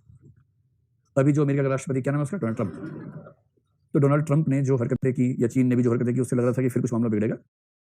चीन को लेकर सारी श्वेत दुनिया डरती है। एक कंसेप्ट कहीं अगर आप पढ़ें तो उसको देखिएगा, येलो पेरिल एक कंसेप्ट है। टेरर भी कह देते हैं, लेकिन जो प्रसिद्ध है वो तो येलो पेरिल है। पेरिल का मतलब खौफ, भय। दुनिया में 3 नस्लें मूल रूप से मानी जाती हैं, एक काली है, एक पीली है, एक सफेद है। सफेद यानी कॉकेशॉइड, जो अमेरिका में, पश्चिमी यूरोप में, ऑस्ट्रेलिया में ये सब लोग हैं। सफेद, लंबे, पतले, लंबे हाथ, लंबे जबड़े, ये वाले, जिनके सौंदर्य को आजकल दुनिया में सौंदर्य माना जाता है। जैसी फिगर उनकी होती है उसको आजकल बोलते हैं कि वैसा ही देह का ढांचा होना चाहिए, क्योंकि उनके पास ताकत है। जिसके पास शब्द कॉकेशॉइड, 3 नस्लें हैं, इनको बोलते हैं कॉकेशॉइड। दूसरा होता है मंगोलॉइड, और तीसरा है नीग्रॉइड। 3 नस्लें हैं। कॉकेशॉइड व्हाइट्स हैं, और ये मामला बायोलॉजिकल भी होता है। नस्ल जो है बायोलॉजिकल भी है डिस्क्रिमिनेशन। जाति धर्म बायोलॉजिकल नहीं होती है, किंतु नस्ल में बायोलॉजिकल एलिमेंट भी होता है। तो सफेद, लंबे, पतले, लंबे जबड़े, लंबे हाथ, इस तरह के लोग कॉकेशॉइड हैं। मंगोल कौन है? जिनकी त्वचा पीली है, छोटे हैं, आंखें भिची हुई हैं, मूछ दाढ़ी कम है पुरुषों को, वो मंगोलॉइड नस्ल है। जो भारत में थोड़ा सा नॉर्थ ईस्ट में पहाड़ों पर कहीं भी, चाइना, मंगोल, जापान, कोरिया, ये जो पूरी है इसको बोलते हैं येलो रेस या मंगोलॉइड रेस। निग्रोइड जो अफ्रीका वाला है, जिसमें त्वचा होती है काली, गर्मी से होती है, जहां बहुत गर्मी होती है बाल भी जल के घुंघराले हो जाते हैं, बाल जालीदार हो जाते हैं गोल गोल गोल ऐसे, क्योंकि गर्मी इतनी ज्यादा है, धुआं निकलता रहता है। बिल्ट तगड़ी होती है और रेजिस्टेंस पावर बहुत ज्यादा होती है। ये लोग निग्रोइड हैं। निग्रोइड तो प्रकृति के प्रभाव से या पता नहीं किस वजह से इतना पीछे हैं कि शायद वो कभी कंपटीशन दे नहीं पाएंगे व्हाइट्स को। और व्हाइट्स के मन में ये भाव हमेशा रहता है कि हम तो दुनिया की तोप हैं। डर लगता है केवल इस चीज से कि एक दिन ये येलो आबादी हमें पीछे कर देगी। और येलो पॉपुलेशन का प्रतीक है चीन, तो चीन को लेकर इनका ठीक ठाक खौफ रहता है। जी, हम लोग मिक्सचर हैं। हम लोग दुनिया के बहुत सारे लोग इनमें से किसी एक में नहीं आते हैं। भारत में 6 ग्रुप माने जाते हैं, उन 6 में से एक भी एग्जैक्टली ये नहीं है। जैसे अगर आप अंडमान में जाएंगे तो निग्रोइड के नजदीक का मामला मिल जाएगा, लेकिन एग्जैक्ट निग्रोइड वहां भी नहीं मिलते हैं। तो हम लोग बहुत मिक्सचर्स हैं हम लोग। तो इसने क्या किया, इसको पता था कि चीन के लोगों को अमेरिकी लोग पसंद नहीं करते, इस वजह से तो इसने 2 साल तक इनको घुमाया। कितनी जगह ले गया? 250 जगह लेके गया, पूरे अमेरिका में हर राज्य में घुमाता रहा, अलग अलग जगह घुमाया। एग्जैक्ट संख्या चाहिए तो 184 और 66, 184 रेस्टोरेंट्स, 66 होटल्स या मोटल्स। मोटल्स होते हैं जहां पर वाहन लेके जाते हैं, वहीं टिक जाते हैं कुछ दिनों के लिए, फिर आगे निकल गए। जहां रुकते भी हैं, रेस्टोरेंट जहां केवल खाना खाते हैं। कुल 250 जगह गया। 250 में से एक जगह ऐसा हुआ कि होटल या रेस्टोरेंट के मालिक ने कहा कि ना भाई, चाइना के लोगों को नहीं देंगे, भागो यहाँ से, भागो। बाकी 249 जगह इनको भोजन मिला, रहने को भी मिला। और इसने उन सबको स्टडी किया कि बिहेवियर कैसा था वहां के स्टाफ का, मालिक का। तो पाया कि बहुत कम अपवाद छोड़कर अधिकांश मामलों में एवरेज प्लस बिहेवियर था। यानी एवरेज जो बिहेवियर उनका होता है ना लोकल कस्टमर से, उनसे बेहतर बिहेवियर इनके साथ हुआ। तो बड़ा सरप्राइजिंग था कि अमेरिका के लोग चाइनीज लोगों से नफरत करते हैं, किंतु बिहेवियर ऐसा कर रहे हैं।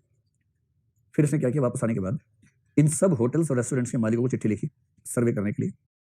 और सर्वे ये था कि भाई हम एक कंपनी चलाते हैं और हमारे पास चाइनीज खूब टूरिस्ट आते हैं, हम चाहते हैं कि उनको लेके आएं और आपके यहाँ ठहराएं ताकि आपका बिजनेस बढ़े, हमारा बिजनेस बढ़े। तो क्या आप हमारे साथ पार्टनरशिप करना चाहते हैं? पार्टनरशिप मतलब सिर्फ इतना कि हम इनको लेके आएंगे, आप यहाँ रखेंगे और एक रेट फिक्स कर लेते हैं ताकि कुछ हमें बच जाए, कुछ आपको बच जाए। इससे होटल से फायदा था, नुकसान था? इसमें फायदा था, रेस्टोरेंट से फायदा था, कस्टमर्स मिल रहे हैं। और अमेरिकन कल्चर जानी जाती है, सबसे ज्यादा महत्व देती है पैसे को, नंबर 1 पर पैसा है वहां। 250 में से 128 ने जवाब दिया, 122 से जवाब ही नहीं आया। और 128 में से 92% ने कहा नहीं, हम चाइनीज लोगों को एंटरटेन नहीं करते हैं या नहीं करेंगे। क्या रोचक बात है। जिन लोगों ने चाइनीज कपल को ठीक से एंटरटेन किया, एबव एवरेज बिहेवियर शो किया, उनमें से 92% का जवाब था कि नहीं, हम चाइनीज लोगों को अपने नहीं चाहते। इसका मतलब उनका एटीट्यूड है कि चाइना के लोग नहीं चाहिए। और जब चाइना के लोग चले गए तो बिहेवियर कैसा किया? एवरेज से खराब, उससे भी अच्छा, उससे भी अच्छा। इसके बेस पर लापियर ने कहा कि इस रिसर्च से कम ये तो साबित हो ही जाता है कि एटीट्यूड और बिहेवियर के बीच में कोई सीधा लिंक नहीं है। इसके बाद निष्कर्ष क्या निकले वो हम कल डिस्कस करेंगे। जाइए।